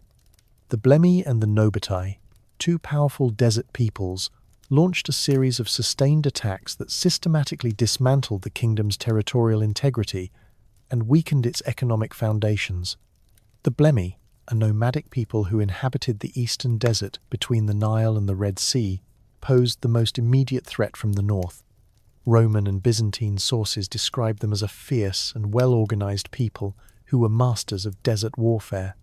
Their raids on the Meroitic kingdom were not random acts of banditry, but were often large-scale military operations aimed at disrupting trade and seizing resources. The Blemi controlled the routes to the Red Sea, and their attacks on Meroitic caravans severely impacted the kingdom's ability to engage in international commerce, cutting off a vital source of revenue and luxury goods. The Meroitic state, with its decentralized power structure, struggled to mount a coordinated and effective defense against these highly mobile desert raiders. The constant defensive warfare drained the kingdom's resources and weakened the authority of the central monarchy. To the west, the Nubia, another formidable nomadic group, exerted similar pressure. The Nubia, who inhabited the lands west of the Nile, began to expand their power and influence at the expense of Meroitic territory. Roman records indicate that the Nubia, in a strategic alliance with the Roman Empire, were even given lands in the northern frontier in exchange for acting as a buffer against the Blemi. This policy further weakened Meroitic control over its northern territories. The Nubia's raids on the agricultural lands along the Nile and their disruption of local trade routes had a profound impact on the Meroitic economy, and the presence of new, powerful principalities on its borders created a state of constant military tension. The rise of the Blemi and the Nubia was not just a military challenge, it was a demographic and political one as well. These groups, now in control of key territories and trade routes, established their own independent power bases, creating new political entities that would eventually fill the vacuum left by the collapse of Meroe. The Meroitic monarchy's failure to contain these threats was a clear sign of its internal weakness. The kingdom, which had once commanded an empire of vast territorial extent, was now reduced to a state of constant defensive warfare, losing its territories and its resources piece by piece. In essence, The external pressures from the Blemi and the Nobatae acted as a catalyst, accelerating the internal decay of the Meroitic state and setting the stage for its final, inevitable end. The decline and eventual fall of the Meroitic kingdom were not solely due to political and military factors, but were also profoundly influenced by environmental changes that undermined its economic foundations. The delicate balance between the kingdom's industrial ambitions, agricultural needs, and its unique ecology ultimately proved to be a significant factor in its demise. A primary environmental challenge for the Meroitic state was the immense demand for charcoal to fuel its iron industry. As previously noted, Meroe was a major centre for iron production, with vast slag heaps testifying to its industrial output. The smelting of iron required a tremendous amount of wood to be converted into charcoal, a process that led to large-scale deforestation in the region around the capital. Over time, this deforestation depleted the natural resources that had supported the industry, making it increasingly difficult and costly to produce iron. The ecological impact of this industrial activity was significant, leading to soil erosion and a decline in the area's biodiversity, which had a cascading effect on the kingdom's agricultural base. This localized environmental degradation was exacerbated by a gradual but significant shift in regional climate patterns. Paleoclimatological studies of the Nile Valley and the surrounding region during the late Meroitic period indicate a trend toward increased aridity and desertification. The fertile lands along the Nile, which had sustained the kingdom's agricultural economy, began to shrink. The Butana steppe, a key grazing area for the kingdom's cattle herds, became less productive, putting immense pressure on the Meroitic food supply. This combination of deforestation and increased aridity reduced the kingdom's ability to feed its large urban population and its military, a factor that contributed to its internal political instability and its vulnerability to external threats. The economic consequences of these environmental changes were devastating. The decline in agricultural productivity led to food shortages and a decrease in the tax revenues that flowed into the royal treasury. The increasing difficulty of producing iron, due to the depletion of local forests, undermined a key pillar of the Meroitic economy and its military strength. As the kingdom's resources dwindled, it became increasingly difficult to maintain a centralized authority, a standing army, and the administrative infrastructure necessary to govern a vast and diverse territory. The nomadic peoples on its borders, such as the Blemi and the Nobatae, took advantage of this environmental and economic weakness, launching raids on an increasingly vulnerable state. In essence, the Meroitic kingdom, which had once mastered its environment to build a powerful civilization, was ultimately undone by a combination of its own industrial demands and a long-term shift in climate. The very resources that had fueled its golden age became a major factor in its decline.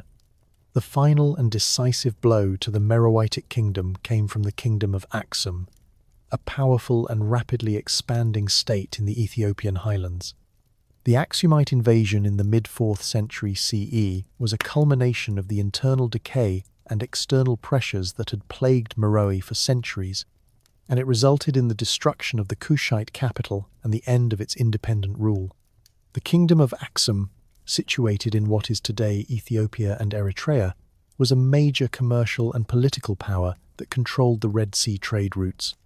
By the 4th century CE, its military had become formidable, and its rulers, such as King Ezana, had ambitions to expand their influence into the Nile Valley. Aksumite records, particularly Ezana's inscriptions, provide a contemporary account of the invasion. These texts, written in Greek and Ge'ez, the language of Aksum, boast of a military campaign against the Noba, a term that likely refers to the peoples who had supplanted Meroitic authority in the northern parts of the kingdom. This invasion, however, extended to the very heart of the Meroitic state. Ezana's forces marched into the Nile Valley, encountering little coordinated resistance from the weakened Meroitic military. The invasion, which occurred around 350 CE, resulted in the sack of the city of Meroe. The Aksumite inscriptions describe the plundering of Meroitic temples and the destruction of its monuments, a clear sign of a total military and political victory. The royal necropolis of Meroe, with its hundreds of pyramids, also fell victim to this campaign, marking a symbolic and final end to the Kushite royal tradition. The destruction of the pyramids, the primary royal tombs and symbols of Meroitic power, was a deliberate act to assert the dominance of the new Aksumite rulers and to extinguish the memory of the former dynasty. Following the conquest, Aksum did not establish a permanent administrative presence in the Nubian Nile Valley. Instead, the invasion created a political vacuum that was quickly filled by new regional powers. The Blemi and the Nobatai, who had previously been raiding the Meroitic frontiers, now consolidated their control over the former Kushite territories, establishing independent kingdoms that would become the Christian states of medieval Nubia. While Aksum's military campaign was short-lived, its impact was permanent. It had delivered the final blow to the Meroitic monarchy, ending a long and storied history of independent rule. However, the Aksumite conquest, while ending the Meroitic state, did not completely erase its culture. Isolated pockets of Kushite culture, language, and traditions persisted in these new kingdoms for generations, particularly in the southern regions. The legacy of Meroe, its language, its art, and its political traditions lived on, providing the foundation for the next chapter in Nubian history. The fall of the pyramids of Meroe marked a tragic end, but it was also a critical transition that paved the way for the rise of new states in the Nile Valley. The Aksumite conquest of the Meroitic kingdom in the 4th century CE marked a definitive end to the unified Kushite state. However, the aftermath of this invasion was not a period of cultural vacuum, but a complex transition where the remnants of Meroitic civilization continued to influence the new political entities that arose in the Nubian Nile Valley. The Aksumite Empire, having sacked the city of Meroe and destroyed its symbols of power, did not establish a long-term administrative presence, leading to a period of political fragmentation that historians often refer to as the post-Meroitic era. In the vacuum of power left by the Meroitic monarchy's collapse, the nomadic peoples who had previously raided the kingdom's frontiers consolidated their territorial gains. The Blemi and the Nobatai, who had been a persistent military challenge to Meroe for centuries, now emerged as the dominant political forces.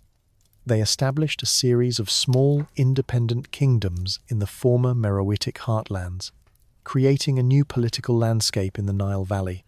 These kingdoms, particularly Nobatia, would eventually form the core of the Christian states of medieval Nubia.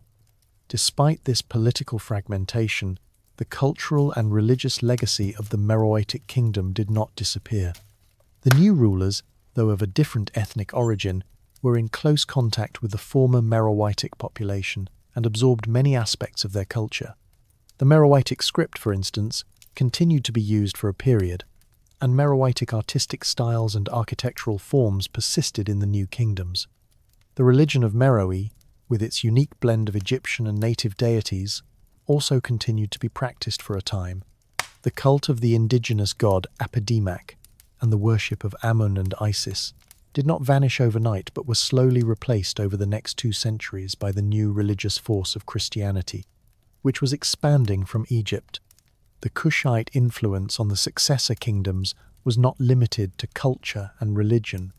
The political traditions and administrative practices of Meroe also provided a foundation for the new states. The new rulers likely inherited or adapted the Meroitic administrative structure, trade networks, and military organization to govern their new territories. The Meroitic legacy of a centralized state, a powerful monarchy, and a sophisticated economy was not forgotten. It was a model that the new kingdoms sought to emulate and adapt to their own needs. In essence, the Aksumite conquest, while a catastrophic event for the Meroitic monarchy, was a catalyst for a new era in Nubian history.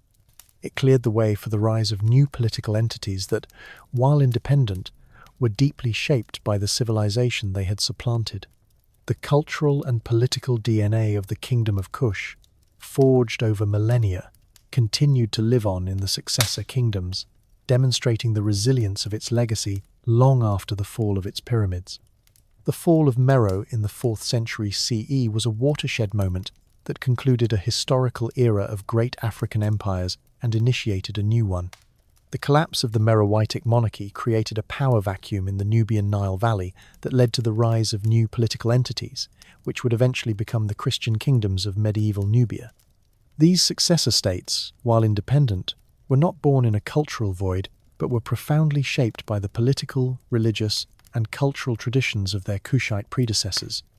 The political fragmentation that followed the Aksumite invasion saw the emergence of several independent kingdoms. These states, which included Nobatia, Mercuria, and Alodia, were formed by the nomadic peoples who had previously inhabited the fringes of the Meroitic Empire. The Blemi and the Nobatai, who had been a persistent threat to Meroe, now consolidated their control over their territories, establishing new monarchies and administrative centres. This new political landscape was a direct consequence of the Meroitic collapse, which had removed the centralized authority that had dominated the region for centuries. However, the cultural and religious influence of Meroe did not disappear with its political demise. The new kingdoms, located in the same geographical region and incorporating much of the former Meroitic population, absorbed many of its traditions. The Meroitic language and script continued to be used for a period, and Meroitic artistic styles persisted in the new kingdom's architecture and pottery. The religious practices of Meroe, a syncretic blend of Egyptian and native deities, also continued to be practiced, although they were gradually supplanted by the new religious force of Christianity. The introduction of Christianity into Nubia, which began in the 5th and 6th centuries CE, was the single most important event in the post-Meroitic era.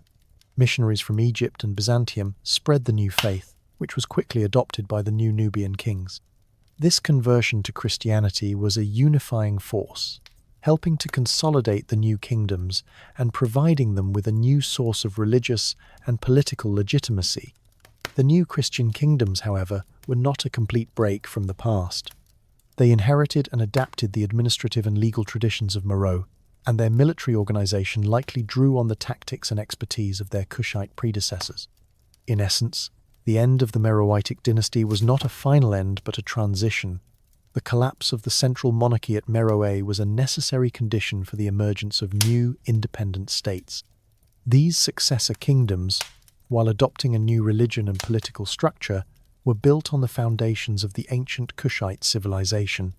The cultural and political legacy of Meroe, its mastery of trade, its advanced metallurgy, and its sophisticated administrative traditions lived on in the Christian kingdoms of Nubia, demonstrating the resilience of a civilization that had endured for millennia. The legacy of the Kingdom of Kush, despite its political collapse, was profoundly enduring, serving as the cultural and political foundation for the Christian kingdoms that rose in Nubia during the early medieval period. The successor states of Nobatia, Mercuria, and Alodia, while embracing a new religion and political structure, were not a complete departure from their past, but were deeply rooted in the traditions of their Kushite predecessors. One of the most significant areas of Kushite influence was in political structures and administration. The new Nubian kingdoms, which emerged from the political vacuum of the post-Meroitic era, adopted a highly centralized monarchical system that was a clear continuation of the Kushite model. The Nubian kings, like their Kushite counterparts, were absolute rulers whose authority was both political and religious. The administrative system of these kingdoms, which included a courtly hierarchy and a system of regional governance, also bore the marks of Meroitic tradition. The new rulers likely inherited and adapted the sophisticated administrative and legal traditions of the Meroitic state to govern their territories. The cultural and artistic traditions of Kush also persisted in the later kingdoms. Although the Meroitic script was eventually replaced by Coptic and later Old Nubian, Meroitic artistic styles and architectural forms continued to be used for a period. The pyramids of Meroe, the primary burial sites of the Kushite kings and queens, continued to be a powerful symbol of Nubian identity, and some scholars suggest that the construction of large tumuli in later periods was a continuation of this mortuary tradition. The pottery and metalwork of the early Christian kingdoms also show a clear stylistic continuity with their Meroitic predecessors, demonstrating a gradual transition rather than a complete break. Furthermore, the very geography and trade networks that had defined the Kushite kingdom continued to shape the successor states. The new kingdoms, like Meroe before them, controlled the flow of goods along the Nile, from sub-Saharan Africa to Egypt and the Mediterranean. This control over international commerce provided the economic foundation for their prosperity and their ability to maintain a powerful military. The strategic location of the new kingdoms, situated at the cataracts of the Nile, also provided them with a natural defensive advantage, a key factor in their long-term survival. In essence, the Christian kingdoms of medieval Nubia were the direct heirs of the Kushite civilization. The legacy of Kush, with its sophisticated political systems, its unique cultural traditions, and its mastery of trade and administration, provided the raw material for the new states. The conversion to Christianity was a unifying and transformative force, but it was a new chapter written on an old foundation. The persistence of Kushite traditions in these later kingdoms demonstrates the profound and lasting impact of the Kushite civilization on the history of Nubia. The rich history of the Kingdom of Kush, a powerful civilization that flourished for millennia, was largely lost to the outside world for over 1,000 years. After the collapse of the Christian kingdoms of Nubia in the late Middle Ages, the knowledge of this ancient African empire faded into obscurity, buried beneath the sands of the Nubian desert. It was not until the 19th and 20th centuries, with the advent of modern archaeology and linguistics, that the story of Kush began to be rediscovered and pieced together. The initial rediscovery of Kush was driven by European explorers and adventurers in the 19th century who were captivated by the ruins of its monumental cities. The pyramids of Meroe, with their steep angles and intricate decorations, were a particular source of fascination. These early expeditions, however, were often focused on plunder rather than preservation. The work of Giuseppe Fellini, an Italian treasure hunter, is a notable and tragic example. In the 1830s, he systematically destroyed several pyramids at Meroe in his search for gold, and his discovery of the gold jewellery of Queen Amanishakheto brought the wealth of Kush to the attention of European museums. While destructive, this discovery highlighted the existence of a civilization of immense wealth and power. The transition from treasure hunting to scientific archaeology began in the late 19th century. The work of British archaeologists, such as Francis Llewellyn-Griffith, was pivotal. Griffith's expeditions to sites like Meroe and Naka led to the first systematic excavations and the preservation of key artifacts and inscriptions. His most significant contribution was the decipherment of the Meroitic script in 1909. While the Meroitic language itself remained untranslatable for decades, Griffith's work in establishing the phonetic values of the script was a monumental breakthrough. It allowed scholars to read the names of the Kushite kings and queens and to begin to understand the political and religious history of the later Meroitic period. In the 20th century, the pace of discovery accelerated. The work of George Reisner, a Harvard archaeologist, at the Napatan royal cemeteries of El Kuru and Nuri, unearthed the tombs of the Black Pharaohs of the 25th dynasty. His meticulous excavations and documentation provided the first comprehensive historical record of Kushite rule over Egypt, confirming the existence of a powerful dynasty that had reunited the Nile Valley. The subsequent work of numerous other archaeological missions, particularly at Kerma and other sites in Sudan, has continued to expand our understanding of Kush, revealing its deep indigenous roots and its unique cultural traditions. In essence, the history of Kush is a story of rediscovery. It took the dedicated work of archaeologists and linguists to unearth the physical and textual evidence of this lost civilization, piecing together a narrative of a powerful African empire that was a major player on the ancient world stage. This process has not only restored Kush to its rightful place in history, but has also provided crucial insights into the complexities of ancient African civilizations. The Meroitic script, the unique writing system of the later Kushite kingdom, stood for centuries as a major barrier to a full understanding of its civilization. Unlike the hieroglyphs of Egypt, which were deciphered with the aid of the Rosetta Stone, the Meroitic script remained a mystery until the 20th century. Its successful, though incomplete, decipherment was a pivotal moment in Kushite historiography, opening a new window into the language, religion, and daily life of the Meroitic people. The breakthrough came in 1909 with the work of British Egyptologist Francis Llewellyn Griffith. Through a painstaking process of comparison with Egyptian hieroglyphs, Griffith was able to establish the phonetic values of the Meroitic signs.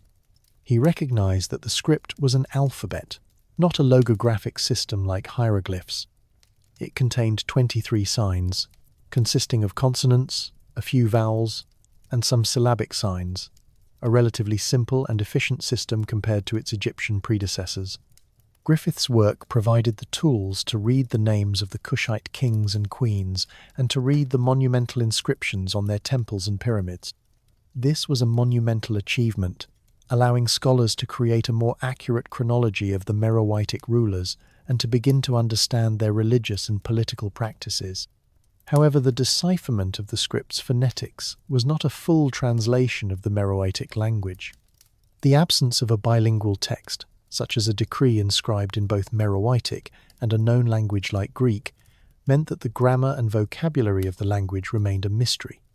Scholars could read the sounds of the words, but they could not understand their meaning. For decades, Meroitic remained an untranslated but readable language, a frustrating challenge for linguists and archaeologists. Despite this challenge, the deciphered texts have provided invaluable information. Inscriptions from temples and royal tombs have illuminated the Meroitic belief system, confirming the prominence of deities like Aphrodite and the continued worship of Ammon. Administrative texts on ostraca and papyrus, though not fully translatable, have provided clues about the Meroitic administrative structure and daily life. The script itself, with its cursive and monumental forms, also stands as a testament to the sophistication and independence of Meroitic culture. The Meroitic language remains a subject of ongoing research, and its final, complete translation is a major goal of modern linguistics. The work of Griffith and other scholars has already provided a framework for a more accurate and nuanced understanding of Kushite history. It has transformed our view of the Meroitic kingdom from a mysterious, silent civilization into a vibrant and complex society with its own written language and cultural identity, a powerful statement of its intellectual vitality. The enduring legacy of the Kingdom of Kush is powerfully expressed through its monumental art and architecture, a rich corpus of artifacts that testifies to the wealth, skill, and creative genius of its people. From the Napatan period to the final days of Meroe, Kushite artists and builders created a distinct and impressive artistic tradition that blended indigenous styles with influences from Egypt and the Hellenistic world. The architectural heritage of Kush is perhaps its most visible legacy. The royal cemeteries at El Kuru, Nuri, and Meroe are dominated by pyramids, a clear continuation of pharaonic funerary tradition. However, Kushite pyramids were stylistically unique, characterized by their smaller base and steeper angle.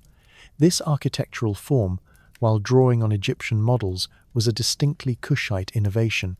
The temples of Kush, particularly those at Gebel Barkal and Naka, also demonstrate this fusion of styles. They often feature Egyptian-style pylons and hypo-style halls, but are adorned with reliefs depicting native deities like the lion-headed god Aphrodite, and with unique architectural elements such as the distinctive rounded columns of Musa Warat Ez Sufra. This blending of forms shows a civilization confident in its own identity, able to adapt foreign influences to serve its own cultural and religious purposes. Beyond monumental architecture, Kushite art is renowned for its intricate craftsmanship and the use of precious materials. The kingdom's immense wealth, derived from its gold mines and control of trade, allowed its artisans to produce a stunning array of luxury goods. The gold jewelry of the Kandakes, found in their royal tombs, is a prime example.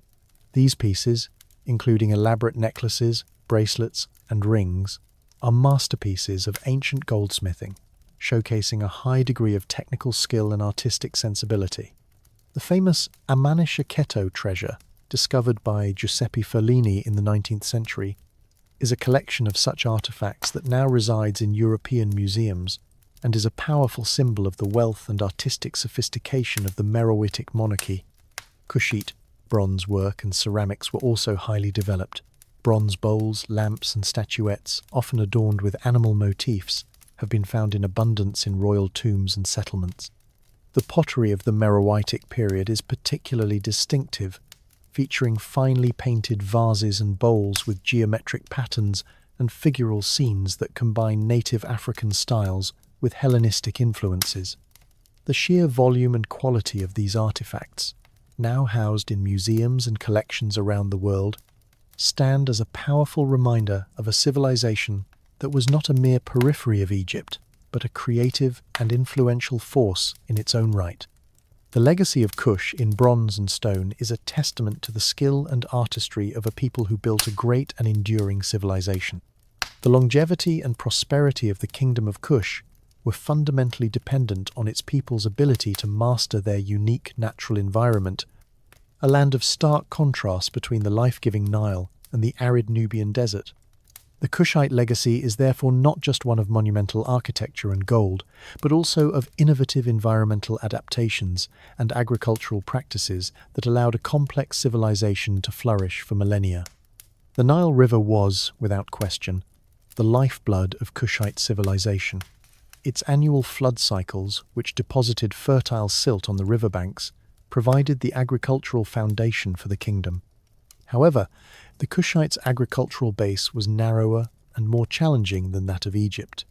To maximize their arable land, they developed and maintained sophisticated irrigation systems, including a network of canals, reservoirs, and water-lifting devices. One such device was the shadoof, a counterbalance system for lifting water, which allowed farmers to irrigate fields that were not directly on the river's bank.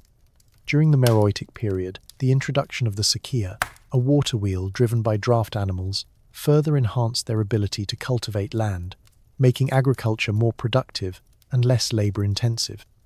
Beyond the fertile riverbanks, the Kushites demonstrated a remarkable mastery of dryland farming.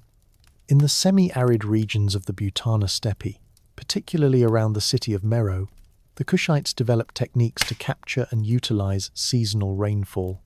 They built small dams and reservoirs to collect water during the short rainy season, which allowed them to cultivate crops like millet and sorghum. These agricultural practices, combined with a highly developed system of cattle herding, provided a diverse and resilient food supply that could sustain a large urban population and a powerful military. The management of these water resources and agricultural lands was a complex administrative task, requiring a centralized government to plan, fund, and maintain the irrigation systems and to regulate land use. The environmental challenges of the Meroitic period, such as the depletion of forests due to the demands of the iron industry, highlight the delicate balance the Kushites had to maintain. The kingdom's ability to thrive for centuries was a testament to its people's deep understanding of their unique natural environment. They did not simply react to their environment, but actively shaped it through innovative technology and sustainable practices. The legacy of this mastery was passed down to the later Christian kingdoms of Nubia, which continued to use and refine these water management techniques. In essence, the Kushites' legacy in water and soil is a story of a people who, through ingenuity and hard work, created a prosperous civilization in one of the world's most challenging landscapes. The history of the Kingdom of Kush is a central and often overlooked chapter in the story of ancient Africa, and it serves as a powerful refutation of the colonial-era myth that ancient African civilizations were merely derivative of their Mediterranean counterparts. Far from being a periphery of Egypt, Kush was a powerful, independent, and creative civilization that developed its own unique political, cultural, and technological traditions. Kush's political independence is evident from its earliest history. The Kerma kingdom, flourishing from 2500 to 1500 BCE, was a geopolitical peer to Egypt, with its own monumental architecture and a powerful military. This independent political trajectory reached its zenith with the 25th dynasty, when Kushite rulers conquered and ruled Egypt as pharaohs, reversing the traditional power dynamic of the Nile Valley. This period of Kushite rule was not an act of foreign conquest in the modern sense, but was framed as a pious restoration of Egyptian traditions by a legitimate pharaonic dynasty. This unique historical narrative demonstrates a political sophistication and a cultural confidence that was distinctly Kushite. The cultural traditions of Kush, which were a fusion of indigenous African and Egyptian elements, also underscore its independence. While the Kushite elite of the Napatan period embraced Egyptian language, religion, and art, they were not a mere reflection of Egyptian culture. This is evident in the Meroitic period, when the kingdom developed its own writing system, the Meroitic script, and its own pantheon of deities, with the indigenous lion-headed god Apidimak rising to prominence. This cultural re-emergence, which saw a deliberate move away from Egyptian linguistic and religious dominance, is a powerful testament to the Meroitic people's sense of their own distinct identity. Kush's military prowess was also a key factor in its historical significance. The Kerma archers were a formidable force feared by the Egyptians, and the Kandakes, the warrior queens of Meroe, led armies that challenged the Roman Empire. The Kushites' mastery of iron technology, which fueled their military and their economy, was a significant technological achievement that set them apart from many of their contemporaries. This military and technological strength was not just a means of defense, but a tool for projecting power and asserting their place on the world stage. In essence, the history of the Kingdom of Kush provides a rich and complex narrative that challenges Eurocentric views of ancient history. It is a story of a powerful, long-lived African civilization with its own independent political development, its own unique cultural traditions, and its own remarkable technological achievements. The study of Kush restores a vital chapter to the story of Africa and provides a powerful and compelling example of a great civilization in its own right. The political collapse of the Meroitic kingdom in the 4th century CE initiated a period of fragmentation and decline in the Nubian Nile Valley, a historical phase often referred to as the post-Meroitic Dark Age. The destruction of the centralized monarchy at Meroe created a power vacuum that was filled by a number of smaller, independent kingdoms. These states, which included Nobatia, Makuria, and Alodia, were led by the nomadic peoples who had once been on the fringes of the Meroitic Empire. This era was characterized by political disunity and the loss of the monumental building tradition that had defined the Meroitic state. However, this period of political fragmentation was also a time of profound cultural and religious transformation. The most significant development was the introduction of Christianity from Egypt. The Christian faith, which had become the state religion of the Roman and Byzantine empires, began to spread south along the Nile in the 5th and 6th centuries CE. Christian missionaries, many of them from the Coptic Church in Egypt, brought the new faith to the Nubian kingdoms. This religious conversion was a unifying force, helping to consolidate the new kingdoms and providing them with a new source of religious and political legitimacy. The process of Christianization was systematic and comprehensive. The Nubian kings, recognizing the political and social advantages of the new faith, quickly adopted Christianity as the state religion. This conversion was not just a religious change but a cultural one as well. Churches were built throughout Nubia, often on the sites of former Meroitic temples, and the Coptic language and script were introduced for liturgical purposes. The new kingdoms also began to develop their own written language, Old Nubian, which was written in a script that was a modified form of Coptic. This new writing system allowed for the creation of a distinct Nubian Christian literature and legal tradition. The Christian kingdoms of Nubia, though politically independent, maintained strong ties with their spiritual and cultural heart in Egypt. The Coptic Church played a crucial role in the development of Nubian Christianity, providing bishops, clergy, and theological guidance. The new kingdom's art and architecture, while drawing on Meroitic traditions, were heavily influenced by Byzantine and Coptic styles. This is evident in the frescoes of the great cathedrals and in the distinctive pottery of the period, which featured Christian symbols and motifs. In essence, the post-Meroitic Dark Age was not a period of cultural stagnation, but a crucible of transformation. The political and social systems of the former Meroitic state were adapted and repurposed by the new Nubian kingdoms, and the introduction of Christianity provided a powerful new framework for cultural and political unity. The legacy of Kush lived on in these Christian kingdoms, providing a foundation for a new era of Nubian history that would last for nearly 1,000 years. The history of the Kingdom of Kush is distinguished by the institutionalized role of powerful female rulers known as the Kandakis. These warrior queens were not mere figureheads but active and formidable military leaders who wielded significant political and religious authority. Their campaigns, particularly against the Roman Empire, earned them a place in history as some of the most influential female leaders in antiquity. The authority of the Kandaks was deeply embedded in Meroitic political and religious traditions. Inscriptions and temple reliefs consistently depict these queens with the full regalia of pharaonic power, often on a scale equal to their male counterparts. Reliefs from the Temple of the Lion at Naka show a Kandake, likely Amanitore, ritually smiting her enemies, a powerful symbol of military dominance traditionally reserved for male kings. Their role was not limited to ritual. They commanded armies, directed strategy, and led their people in both defense and conquest. The most compelling historical example of a Kandake's military leadership is Queen Amanirenas, who ruled in the Unist century BCE. In response to the Roman conquest of Egypt, she led Kushite armies in a bold campaign against the new imperial power. Her forces launched a surprise attack on the Roman frontier at Syene, modern Aswan, capturing several forts and demonstrating a tactical assertiveness that caught the Romans off guard. In a symbolic act of defiance, Amanirenas' troops seized a bronze statue of Emperor Augustus and buried it beneath the steps of a temple, a clear statement of subjugation. The Roman response, led by General Petronius, was a massive retaliatory invasion that saw the sack of the Kushite capital Napata. Despite this military setback, Amanirenas' forces were not defeated. They regrouped and continued to harass the Roman army, demonstrating a resilience and strategic acumen that made a prolonged campaign a costly endeavour for Rome. The subsequent peace treaty, which was negotiated in 20 BCE, was not a Roman victory but a diplomatic solution that respected Kushite sovereignty.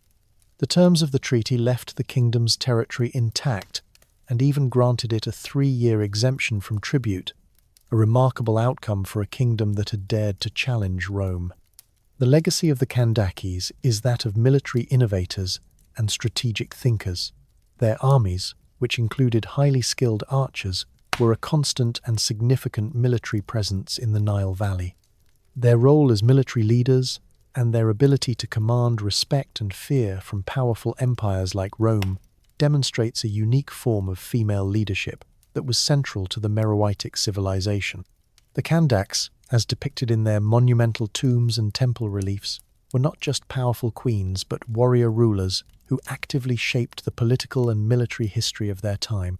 The rise of the Meroitic kingdom to a position of regional dominance was fundamentally linked to its mastery of iron technology.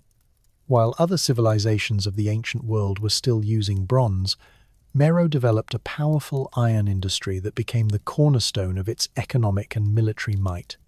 This technological innovation was a key factor in the kingdom's prosperity and its ability to maintain its independence for centuries. The region around Meroe possessed the essential natural resources for iron production, abundant iron ore deposits, and extensive forests that provided the charcoal needed for smelting. Archaeological evidence, particularly the enormous slag heaps found throughout the city, testifies to the scale of this industry. These massive mounds of waste product, the result of centuries of iron production, have earned Meroe the nickname the Birmingham of Africa. The Meroitic people developed sophisticated techniques for smelting iron, creating high-quality metal that was used for a variety of purposes. The economic impact of this iron industry was profound. The production of durable iron tools for agriculture, such as plows and hoes, allowed the Meroitic kingdom to increase its agricultural productivity. This, in turn, enabled it to sustain a large urban population and generate the agricultural surpluses necessary for trade. The trade of Meroitic iron wares, which were highly sought after by neighboring civilizations, became a major source of revenue for the kingdom. Meroitic merchants controlled the flow of these goods, along with other valuable commodities like gold and ivory, into sub-Saharan Africa and the Nile Valley, cementing the kingdom's economic dominance. Meroe's mastery of iron technology also had a significant military impact. The ability to produce high-quality iron weapons and armor gave the Meroitic military a decisive advantage over its enemies, who were often still reliant on bronze. The Meroitic army, with its iron swords and spears, was a formidable force, capable of defending the kingdom's vast territories and protecting its trade routes. This military strength was a key factor in Meroe's ability to resist Roman expansion and to assert its political independence on the ancient world stage. Beyond its economic and military significance, the iron industry was also a source of Meroitic cultural identity. The mastery of this new technology was a source of national pride and was reflected in the kingdom's art and religion. The indigenous lion-headed god Aphrodite, who rose to prominence during this period, was often associated with war and metallurgy, a powerful symbol of the kingdom's industrial might. In essence, the rise of the Meroitic iron industry was a transformative event that altered the course of Kushite history, providing the kingdom with the wealth, power, and cultural confidence to flourish as a great African civilization. The Meroitic script, the unique writing system of the Kushite kingdom, stands as a testament to the intellectual and cultural independence of this ancient African civilization. Its development marked a significant departure from the Egyptian hieroglyphs that had dominated the Napatan period, and provided the Meroitic people with a means to express their own native language in written form. The Meroitic script, which emerged around the 3rd century BCE, was a fully developed alphabet, a crucial innovation that set it apart from the more complex hieroglyphic systems of Egypt. It existed in two forms: a hieroglyphic script, which was used for monumental and religious inscriptions, and a cursive script, which was used for everyday administration and personal communication. The cursive form, written from right to left, was used extensively on pottery shards, ostraca, papyrus, and stone stelae, and has provided archaeologists with a wealth of information about the daily lives and political affairs of the Meroitic people. The decipherment of the Meroitic script was a major milestone in the history of archaeology. In 1909, the British Egyptologist Francis Llewellyn Griffith, through a careful process of comparison and analysis, was able to establish the phonetic values of the 23 Meroitic signs. This breakthrough allowed scholars to read and pronounce the Meroitic texts, but the language itself, Meroitic, remained largely a mystery. The absence of a bilingual text, similar to the Rosetta Stone, has made a full understanding of Meroitic grammar and vocabulary a monumental challenge for linguists. Consequently, while scholars can read the sounds of the words, the complete translation of many Meroitic documents is still beyond reach. Despite this linguistic barrier, the deciphered texts have provided invaluable historical and cultural data. The monumental inscriptions on temples and pyramids have illuminated the Meroitic pantheon, confirming the prominence of deities like Aphrodite and the continued worship of Amun. The texts have also provided crucial information about the succession of Meroitic kings and queens, confirming the unique role of the Kandakes, or warrior queens, in the kingdom's political life. The existence of a distinct written language, used for both monumental and administrative purposes, demonstrates a level of literacy and administrative sophistication that was central to the Meroitic state. In essence, the Meroitic script was a powerful declaration of cultural independence. It allowed the Kushites to document their own history, religious beliefs, and legal practices in their own voice, free from the linguistic and cultural dominance of Egypt. The existence of this sophisticated writing system stands as a testament to the intellectual vitality and administrative complexity of the Meroitic civilization and provides a tangible link to the thoughts and beliefs of its people. The study of the Meroitic language continues to be a frontier of modern scholarship, holding the promise of unlocking further secrets of this ancient African empire. The Kingdom of Kush, like its northern neighbor Egypt, was a civilization forged and sustained by the Nile River. The Nile was far more than a geographic feature.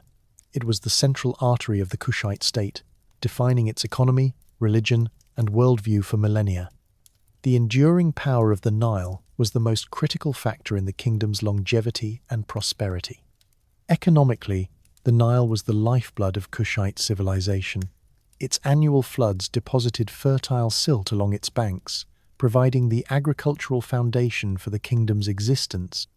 The Kushites, through sophisticated irrigation systems and dry land farming techniques, were able to harness the power of the Nile to sustain a large population and generate agricultural surpluses for trade. Beyond agriculture, the river was the primary highway for commerce. The Nile's cataracts, while posing a challenge to navigation, served to control and funnel trade, allowing the Kushite kings to levy taxes and regulate the flow of goods. This control of the Nile trade routes, from the valuable gold and ivory of the south to the manufactured goods of the north, was a major source of the kingdom's immense wealth. The Nile connected the Kushite capitals of Kerma, Napata, and Meroe to the wider world, facilitating a vibrant exchange of goods, ideas, and cultures. Religiously, the Nile was a sacred and powerful entity. The Kushites, like the ancient Egyptians, viewed the river as a divine force, a giver of life, and a source of spiritual power. The annual flood was a sacred event, and the river itself was home to a variety of deities and spirits. The great temple complexes of Kush, such as those at Gebel Barkal and Meroe, were all situated on the Nile, and the coronation of the Kushite kings and queens was often accompanied by rituals on the river, symbolizing their divine connection to this life-giving force. The Nile was not just a river, it was a manifestation of the divine order, and the monarchy's control of the Nile was a key element of its religious and political legitimacy. The Nile also played a crucial role in Kushite politics and military strategy.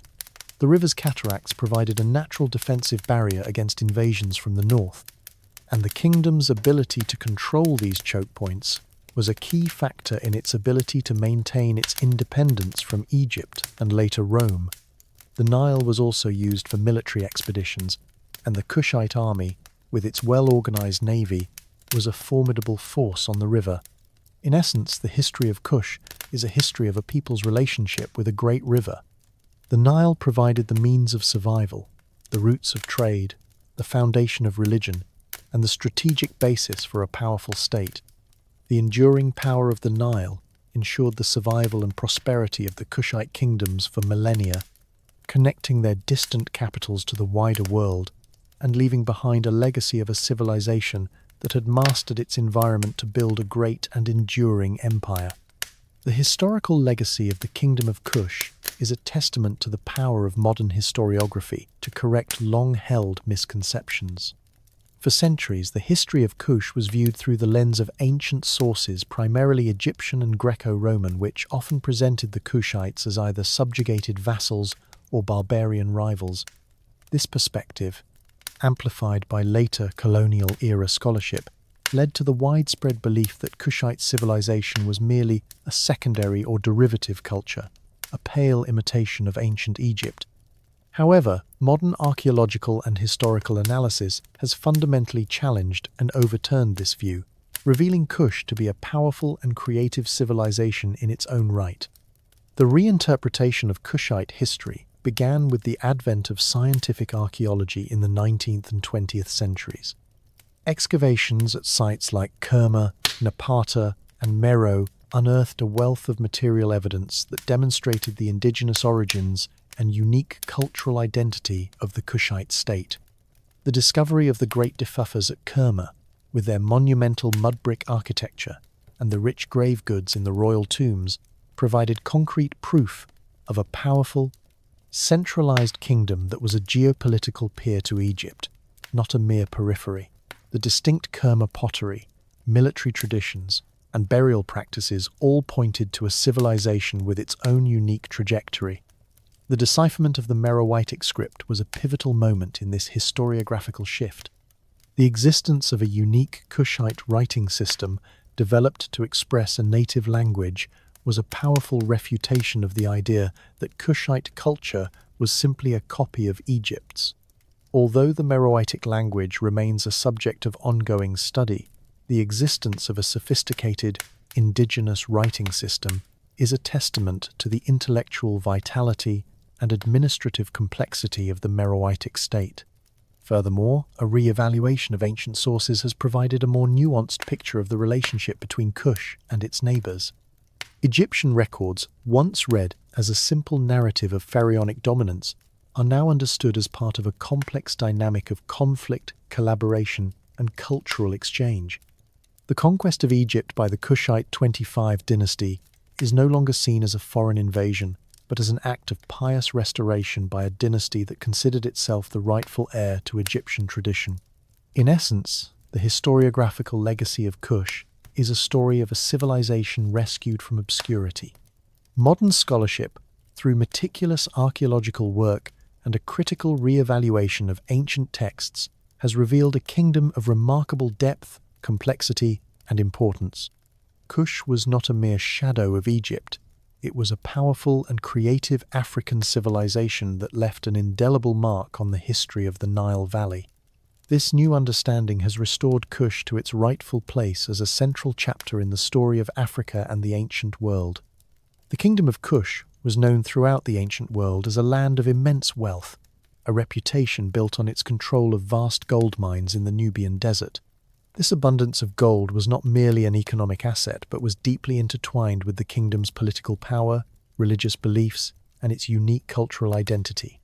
Gold was not just a symbol of wealth, it was a symbol of divine favor and eternal life, and its use in art, religion, and funerary practices was central to the Kushite worldview. The control of the gold mines was a primary driver of Kushite power and its geopolitical relationship with Egypt, and later Rome. Egyptian records from the Middle and New Kingdoms, and later Roman accounts, consistently refer to Nubia as the land of gold, and its acquisition was a key objective of their military and political policies. The Kushite monarchy maintained strict control over the mining and trade of this precious metal, which was a major source of revenue for the state. This wealth funded the kingdom's ambitious, monumental building projects, its powerful military, and its vibrant international trade networks. The gold of Kush was a crucial component of the economies of the ancient Near East and the Mediterranean, and its flow was a matter of high political concern. Beyond its economic and political importance, gold had a profound religious significance for the Kushites. It was seen as the flesh of the gods, a material of divine and incorruptible nature. This belief, inherited from Egypt but adapted by the Kushites, made gold a central element of their religious and funerary practices. The royal tombs of the Kushite kings and queens were filled with a stunning array of gold artifacts, from intricate jewelry to ceremonial objects, all crafted to ensure the king's passage to the afterlife and his eternal life as a divine being. The pyramids of Meroe, for instance, were decorated with gold leaf and were filled with gold jewelry and other precious objects, a testament to the Kushite belief that a king's divinity was eternal. The use of gold in Kushite art and craftsmanship was also a key part of its cultural identity. The gold jewelry of the Kandakis, found in their pyramid tombs, is renowned for its intricate craftsmanship and its uniquely Kushite style, which blended indigenous motifs with Egyptian and Hellenistic influences. These pieces, now housed in museums around the world, are not just symbols of wealth, but are powerful reminders of a civilization that had mastered the art of working with this precious metal. The legacy of Kush is, in essence, a legacy of gold. It was a kingdom that, through its control of this divine material, built a powerful empire and created a rich and enduring culture that celebrated the unbreakable cycle of life and eternity. The final moments of the Meroitic kingdom and its subsequent absorption into the Christian kingdoms of Nubia marked the conclusion of a historical era, but not the end of a civilization's influence. The fall of the Meroitic monarchy in the 4th century CE was a decisive event, but the cultural and political legacy of Kush was so deeply ingrained in the region that it continued to shape the new states that arose in its place. The political fragmentation that followed the Aksumite conquest led to the emergence of the Christian kingdoms of Nubasha, Makuria, and Alodia. These successor states, while adopting a new religion and political structure, were built on the foundations of the ancient Kushite civilization. They inherited and adapted the sophisticated administrative and legal traditions of the Meroitic state.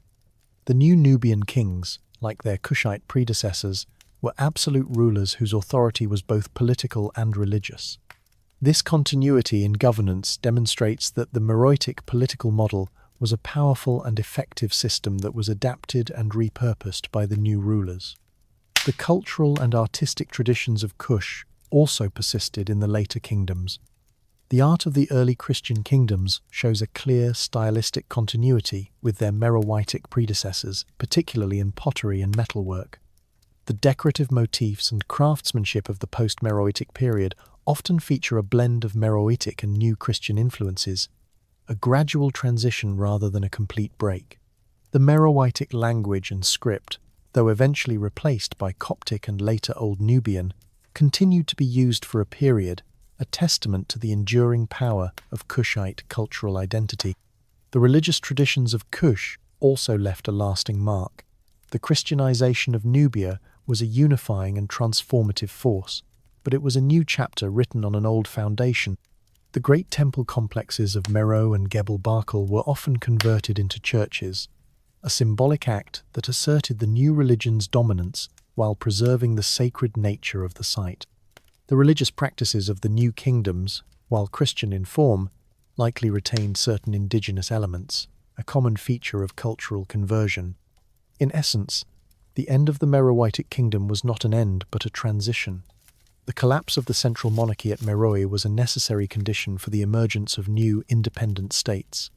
These successor kingdoms, while adopting a new religion and political structure, were built on the foundations of the ancient Kushite civilization. The legacy of Kush, with its sophisticated political systems, its unique cultural traditions, and its mastery of trade and administration, lived on in the Christian kingdoms of Nubia, demonstrating the resilience of a civilization that had endured for millennia. The story of Kush, though it ends with the fall of a kingdom, continues with the enduring legacy of a civilization that shaped the future of its people.